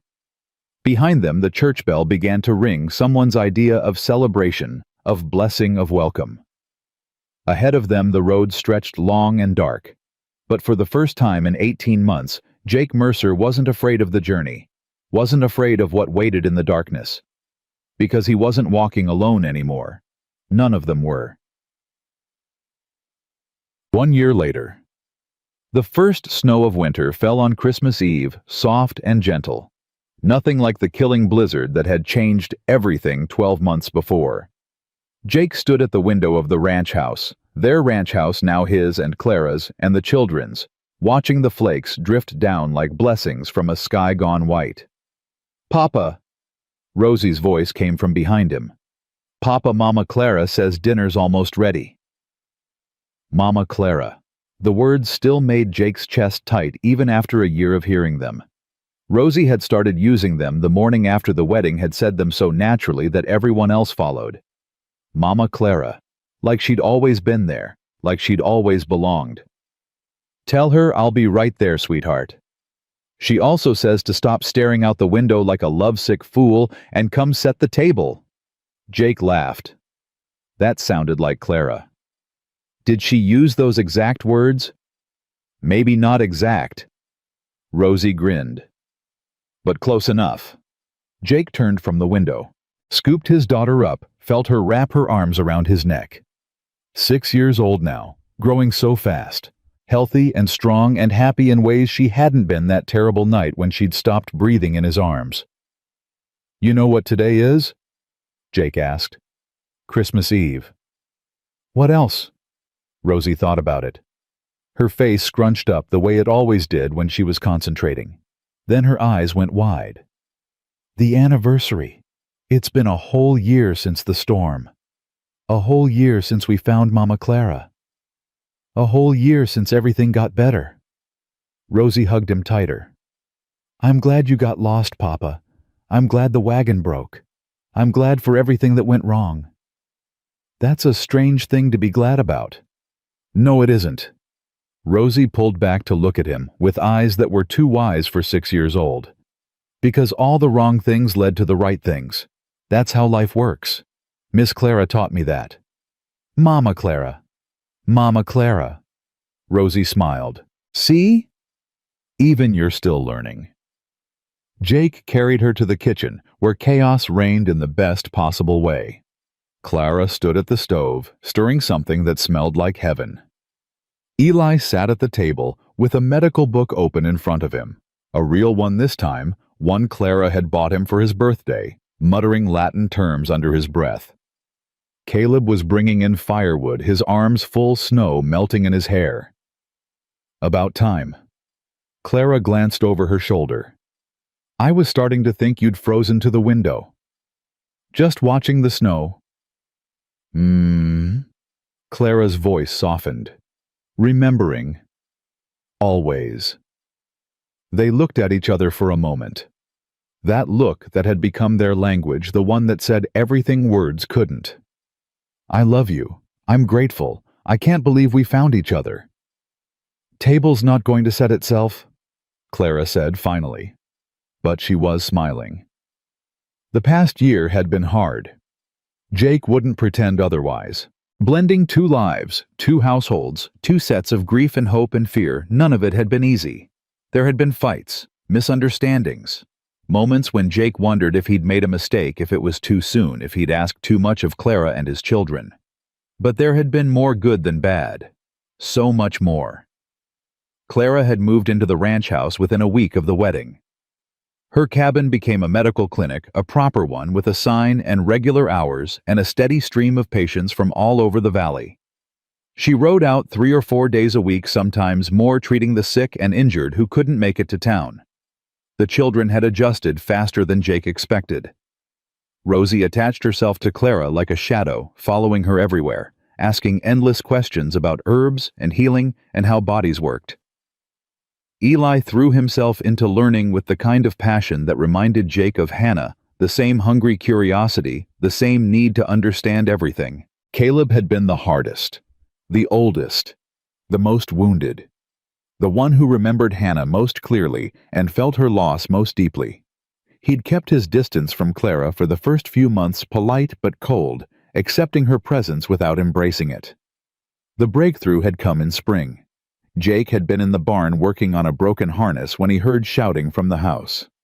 He'd run inside to find Caleb on the floor of the kitchen, clutching his hand, blood everywhere. What happened? Knife slipped. Caleb's face was white with pain. I was trying to help with dinner, and the knife slipped and... Clara was already there, already kneeling beside him, already examining the wound with steady hands. It's deep, she said calmly. But it missed the tendon. You're lucky. Doesn't feel lucky. Caleb's voice was tight. It hurts. I know. I need to stitch it closed. Can you be brave for me? Caleb looked at her. Really looked, maybe for the first time since she'd come into their lives. Will it hurt? Yes. But I'll be as gentle as I can. And I'll be right here the whole time. I won't leave you. Something shifted in Caleb's face. Something old and wounded and afraid. Promise? I promise. Clara's voice was soft. I'm not going anywhere, Caleb. Not ever. She'd stitched the wound with careful precision, talking to him the whole time, distracting him with stories about her training in Philadelphia, about the first time she'd had to stitch a wound, and how scared she'd been about the patient who'd fainted before she even started. When it was over, when the bandage was wrapped, and the blood cleaned up and the crisis passed, Caleb had looked at Clara with new eyes. Thank you, he'd said quietly, for not leaving. I told you, I'm not going anywhere. I know. Caleb had paused, swallowed hard. I know you're not my real mother, I know that, but maybe you could be my other mother. The one who's here, the one who stays. Clara had cried. Jake had cried. Even Caleb had cried, though he'd deny it later. That was the night Caleb started calling her Mama Clara, too. Now, a year after the storm, they sat around the dinner table like a real family. Because they were a real family. Not the one Jake had started with, not the one he'd imagined, but real nonetheless. Forged in crisis and tempered by time and held together by something stronger than blood. Love, simple as that. Complicated as that. I want to make a toast. Eli raised his glass of apple cider. To the worst blizzard in Wyoming history. Eli, Clara started. No, hear me out. The boy, 9 years old now, serious and thoughtful, and so much like his mother, looked around the table. A year ago tonight we almost died. Papa almost lost Rosie. We almost froze to death in the snow. Everything went wrong. This is a terrible toast, Caleb muttered. I'm not done. Eli silenced his brother with a look. Everything went wrong. But because everything went wrong, we found this house. We found Mama Clara. We found our family. He raised his glass higher. So here's to everything going wrong. Because sometimes that's the only way for things to go right. They clinked glasses, drank, laughed at the strangeness of toasting disaster. That was actually pretty good, Caleb admitted. I've been practicing. Eli grinned. In my head, for weeks. After dinner, Clara brought out the gifts. Small things. They didn't have much money, not with the ranch barely breaking even, and the clinic running on goodwill more than payment. But thoughtful things, personal things. For Eli, a new set of medical instruments. Real ones, not toys. Scalpels and forceps and a proper stethoscope engraved with his initials. Mama Clara. Eli's voice was barely a whisper. This is... You've been studying hard. You deserve proper tools. Clara touched his face gently. You're going to be a fine doctor someday, Eli Mercer. I believe that with all my heart. For Caleb, a leather journal. Bound in dark brown hide, the pages thick and creamy. For your thoughts, Clara explained. I noticed you've been writing, in scraps, on margins. I thought you might like somewhere proper to put your words. Caleb held the journal like it was made of gold. You noticed? I notice everything about my children. The word my children hung in the air. Caleb blinked rapidly, cleared his throat. Thank you, Mama. No Clara attached. Just Mama, for the first time. Clara's eyes filled with tears. She pulled Caleb into a hug and held on tight. For Rosie, a new carved bird. But not just any bird, a whole family of birds. A large one and 3 small ones, all perched together on a single branch. That's us, Rosie breathed. That's our family. I made it over the summer, when no one was watching. Clara smiled through her tears. I wanted you to have something that shows what we've become. It's perfect. Rosie clutched the carving to her chest. It's the most perfect thing in the whole world. Jake watched his children with their gifts, watched Clara watching them, and felt his heart swell until it hurt. Your turn. Clara handed him a small wrapped package. Open it. Jake unwrapped the paper carefully. Inside was a pocket watch. Old worn, clearly, not new, but polished until it gleamed. It was William's, Clara said softly. The only thing I kept after he died. I thought... She paused. I thought maybe it was time for it to belong to someone else, to mark new time instead of old. Jake opened the watch. Inside the cover, an inscription, for time well spent and love well given. Clara. His voice broke. I can't accept this. This was your husband's. And now it's my husband's again.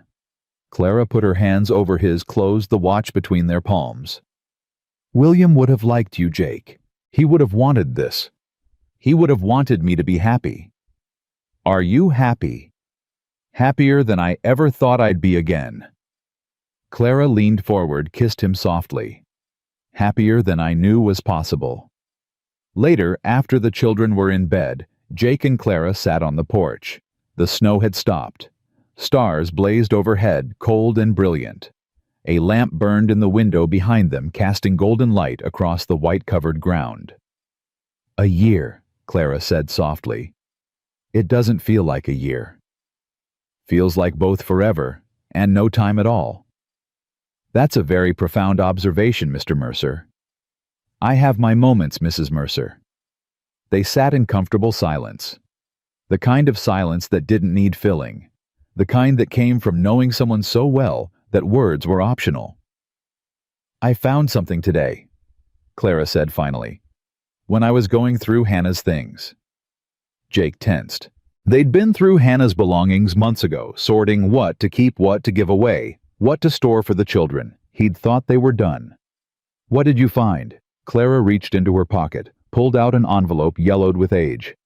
It was in the lining of her hope chest. Hidden.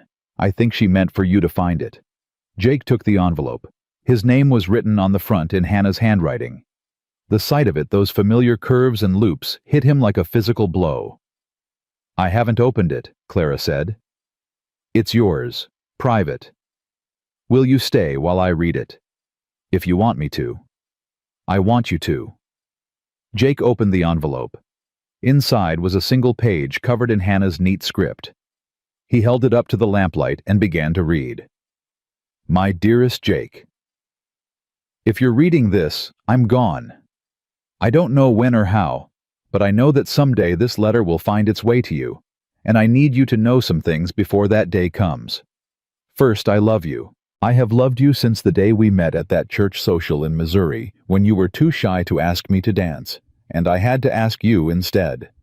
I have loved you through war and peace through plenty, and want through every joy and sorrow this life has brought us. That love doesn't end with my death. It goes on.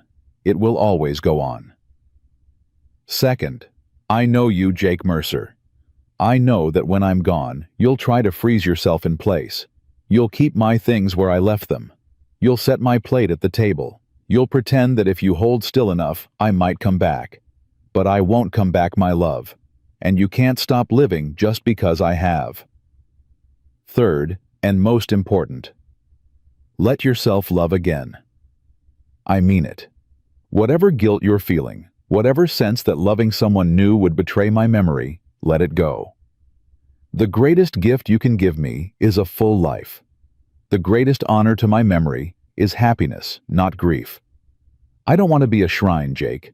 I want to be a foundation, something you build on, not something you're buried under. There will be someone. I believe that.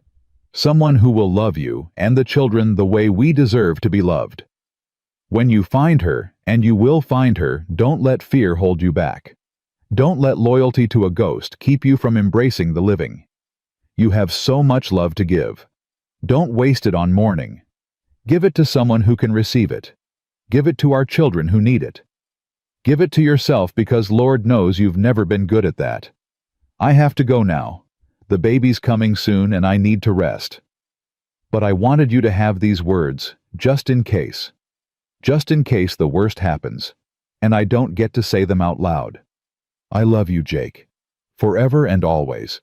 Now go live the life you were meant to live. Your Hannah. Jake read the letter 3 times. The words blurred and cleared and blurred again as tears streamed down his face. Jake. Clara's voice was worried. What does it say? He handed her the letter. Watched her read it. Watched her eyes go wide, then soft, then wet. She knew, Clara whispered. She knew you'd need permission. She always knew me better than I knew myself. She sounds like an amazing woman. She was. Jake took the letter back, held it against his chest. And she was right. About everything. About freezing in place. About keeping her things like a shrine. About needing permission to move on. Jake. I spent 18 months trying to honor her memory by staying stuck, by refusing to heal, by punishing myself and our children for something that wasn't anyone's fault. Jake's voice cracked. And all along this letter was waiting. All along she was trying to tell me what she told me on her deathbed. What she wrote in the letter I found before, what she knew I needed to hear again and again until I finally listened. What's that? That living isn't a betrayal. That loving again isn't a sin. That the best way to honor the dead is to live fully, not die slowly. Jake looked at Clara, his wife, his partner, his second chance. She's the one who brought me to you, Clara. I know that now. Her and that storm and that light in your window. It was all her somehow, making sure I found what I needed. Clara moved closer, took his hand. Do you really believe that? I have to believe it. Because the alternative is that everything is just chance and chaos, and nothing means anything, and I can't live in a world like that. Jake squeezed her fingers. I'd rather believe that Hannah is somewhere watching over us, glad that we found each other, glad that her children have a mother again, glad that I finally learned to live instead of just survive. Then believe it. Clara's voice was fierce. Believe it with everything you have, because I believe it too. I believe William sent me that storm, sent me you, gave me the family I thought I'd never have. She touched his face, turned it toward her. We're not betraying them, Jake. We're honoring them. We're proving that love doesn't end with death. It just changes. It grows. It finds new ways to bloom. Jake kissed her, long and slow and full of everything he couldn't say. Merry Christmas, Clara Mercer. Merry Christmas, Jake Mercer. They sat together as the night grew deeper, as the stars wheeled overhead, as the lamp burned steady in the window. Two people who'd lost everything, and somehow found more than they'd ever imagined. The next morning, Christmas Day, 1 year exactly since the storm, Jake woke to the sound of children laughing. He lay still for a moment listening. Rosie's high giggle, Eli's quieter chuckle, Caleb's voice warm and teasing in a way it hadn't been for so long, and underneath it all, Clara's laugh, rich and full and real. Jake got out of bed, dressed quickly, walked to the kitchen where chaos had erupted in the best possible way. Rosie was covered in flour. Eli had batter on his nose. Caleb was trying to flip a pancake and failing spectacularly. Clara stood in the middle of it all, directing traffic like a general on a battlefield. "Papa." Rosie spotted him first. "We're making breakfast Mama Clara is teaching us." "I can see that." Jake surveyed the disaster zone. "Should I be worried?" "Very worried." Clara grinned at him. "These three are hopeless in the kitchen." "We are not," Eli protested. "I flipped one perfectly." 1 out of 12, Caleb pointed out. "That's not exactly a success rate." "It's better than yours." "Boys," Clara's voice cut through the argument. "Less fighting, more cooking. We've got a lot of mouths to feed." Jake moved to help, taking over pancake flipping duties from Caleb. They worked together, all 5 of them, bumping elbows and stealing bites and making a mess that would take hours to clean up. It was perfect. Absolutely perfect. After breakfast, they gathered in the living room. The tree Jake had cut down, smaller than he'd wanted, but the best he could find, stood in the corner, decorated with paper chains and dried berries, and Clara's carved birds hanging from the branches. "Can we open presents now?" Rosie was vibrating with excitement. "Please, please, please, please." "One at a time," Clara said. "Youngest first." Rosie tore into her packages with abandon. Eli opened his with careful precision. Caleb took his time, savoring each one. Jake watched them, these children who'd been so broken a year ago, who'd forgotten how to laugh and hope and dream, who'd been surviving instead of living just like their father. Now look at them. "Pa," Caleb's voice broke into his thoughts. "We have something for you, from all of us. You already gave me gifts. This is different." Caleb looked at his siblings, some silent communication passing between them. "This is from all of us together. We've been working on it for months." Eli produced a package from behind the tree, large and flat, wrapped in newspaper. "We made it ourselves," Rosie said. "Well, Caleb made most of it, but we helped." Jake took the package, unwrapped it carefully. Inside was a wooden frame, hand-carved with delicate skill. And inside the frame, Jake's breath caught. A drawing. Not just any drawing. A family portrait rendered in charcoal and chalk with remarkable skill. Jake and Clara in the center. Caleb on one side, Eli on the other. Rosie in front. All of them together. All of them family. And in the corner, smaller but unmistakable Hannah. Drawn from memory, from photographs, from love. Watching over them with a soft smile. "Caleb drew it," Eli explained. "He's been working on it since summer." "I wanted to include Mama," Caleb said quietly. "The real Mama. Because she's still part of our family, even if she's not here. She'll always be part of our family." Jake couldn't speak, couldn't breathe, could only stare at the drawing, at his children, at his wife, at Hannah's face, looking down at them with what could only be approval. "Do you like it?" Rosie's voice was anxious. "We wanted you to like it." "Like it?" Jake's voice came out broken. "Rosie, I love it. I love it more than I can say." He pulled all 3 children into his arms, held them tight, felt Clara's hand on his back, warm and steady. "Thank you," he whispered. "Thank you for understanding. Thank you for remembering her. Thank you for loving me enough to know what I needed." "We're your family, Pa." Caleb's voice was muffled against Jake's shoulder. "That's what families do." They stayed like that for a long time. 5 people tangled together in an embrace that said everything words couldn't. Finally, Clara spoke. "I think we should hang it over the fireplace, where everyone can see it, where Hannah can watch over all of us." Jake nodded. couldn't manage more than that. They hung the portrait together, all 5 of them lifting it into place, adjusting it until it was perfect. Hannah's drawn eyes looked down at them, gentle and loving and present in a way that felt like a gift. "Merry Christmas, Mama," Rosie said softly, looking up at the portrait. "I hope you're happy in heaven. I hope you can see us. I hope you know we're okay now." "She knows, sweetheart." Jake put his arm around Clara, pulled her close. "She knows." That evening, as the sun set and the first stars appeared, the family sat together by the fire. Clara read aloud from a book of Christmas stories. The children listened with rapt attention, even Caleb, who usually pretended to be too old for such things. Jake watched them, his family, his heart, his reason for getting up every morning, and thought about the journey that had brought them here. A storm that should have killed them. A light in a window that saved them. A woman who taught them how to live again.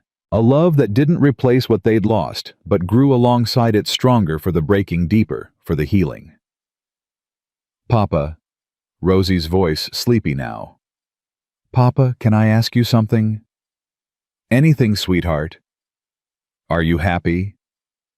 Jake looked at Clara, who was watching him with soft eyes. Looked at his sons, who were listening for his answer. Looked at his daughter, who was asking the question that mattered most. "Yes, Rosie." His voice was steady. "Sure. I'm happy. Really, truly happy. Not just pretending. Really, truly happy. Not just pretending."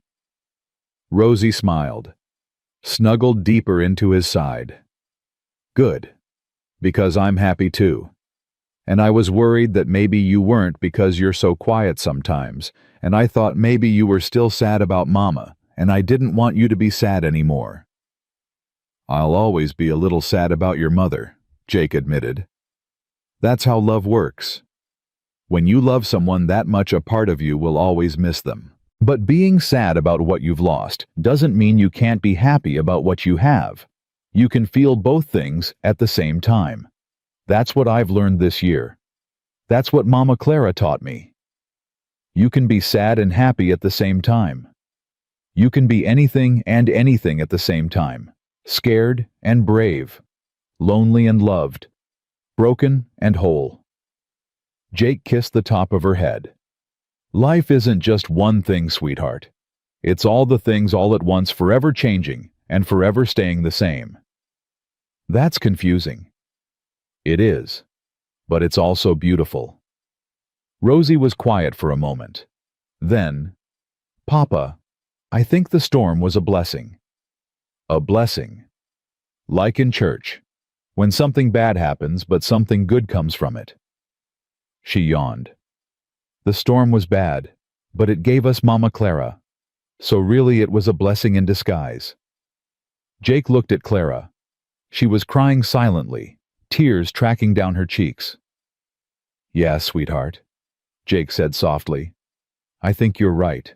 The storm was a blessing." Outside, snow began to fall again, gentle, soft, nothing like the blizzard of a year ago. Inside, the fire crackled. The children slept. Clara leaned against Jake's shoulder, her breathing slow and peaceful. And on the mantel, Hannah's portrait watched over them all, a reminder that love doesn't end with death, that family isn't just blood, that sometimes the worst storms lead to the safest harbors. Jake closed his eyes, let himself feel it all. The grief and the joy, the loss and the gain, the ending that had become a beginning. A year ago, he'd been lost in a blizzard with his children, sure they were going to die. Now he was home, really home. Not just surviving, but living. Not just breathing, but loving. Not just existing, but thriving. The storm had taken everything. The light in the window had given it back, and Jake Mercer, widower, father, husband, again had finally learned the lesson his first wife had tried to teach him, the lesson his second wife had shown him, the lesson his children had lived out loud every single day. That love was not a betrayal of the dead, but a gift to the living. That grief and joy could exist in the same heart. That family was not about blood, but about choice, about showing up, about staying. And that sometimes, the worst blizzard of your life could lead you straight to something greater than home. It could lead you to family. It could lead you to healing. It could lead you at last to love.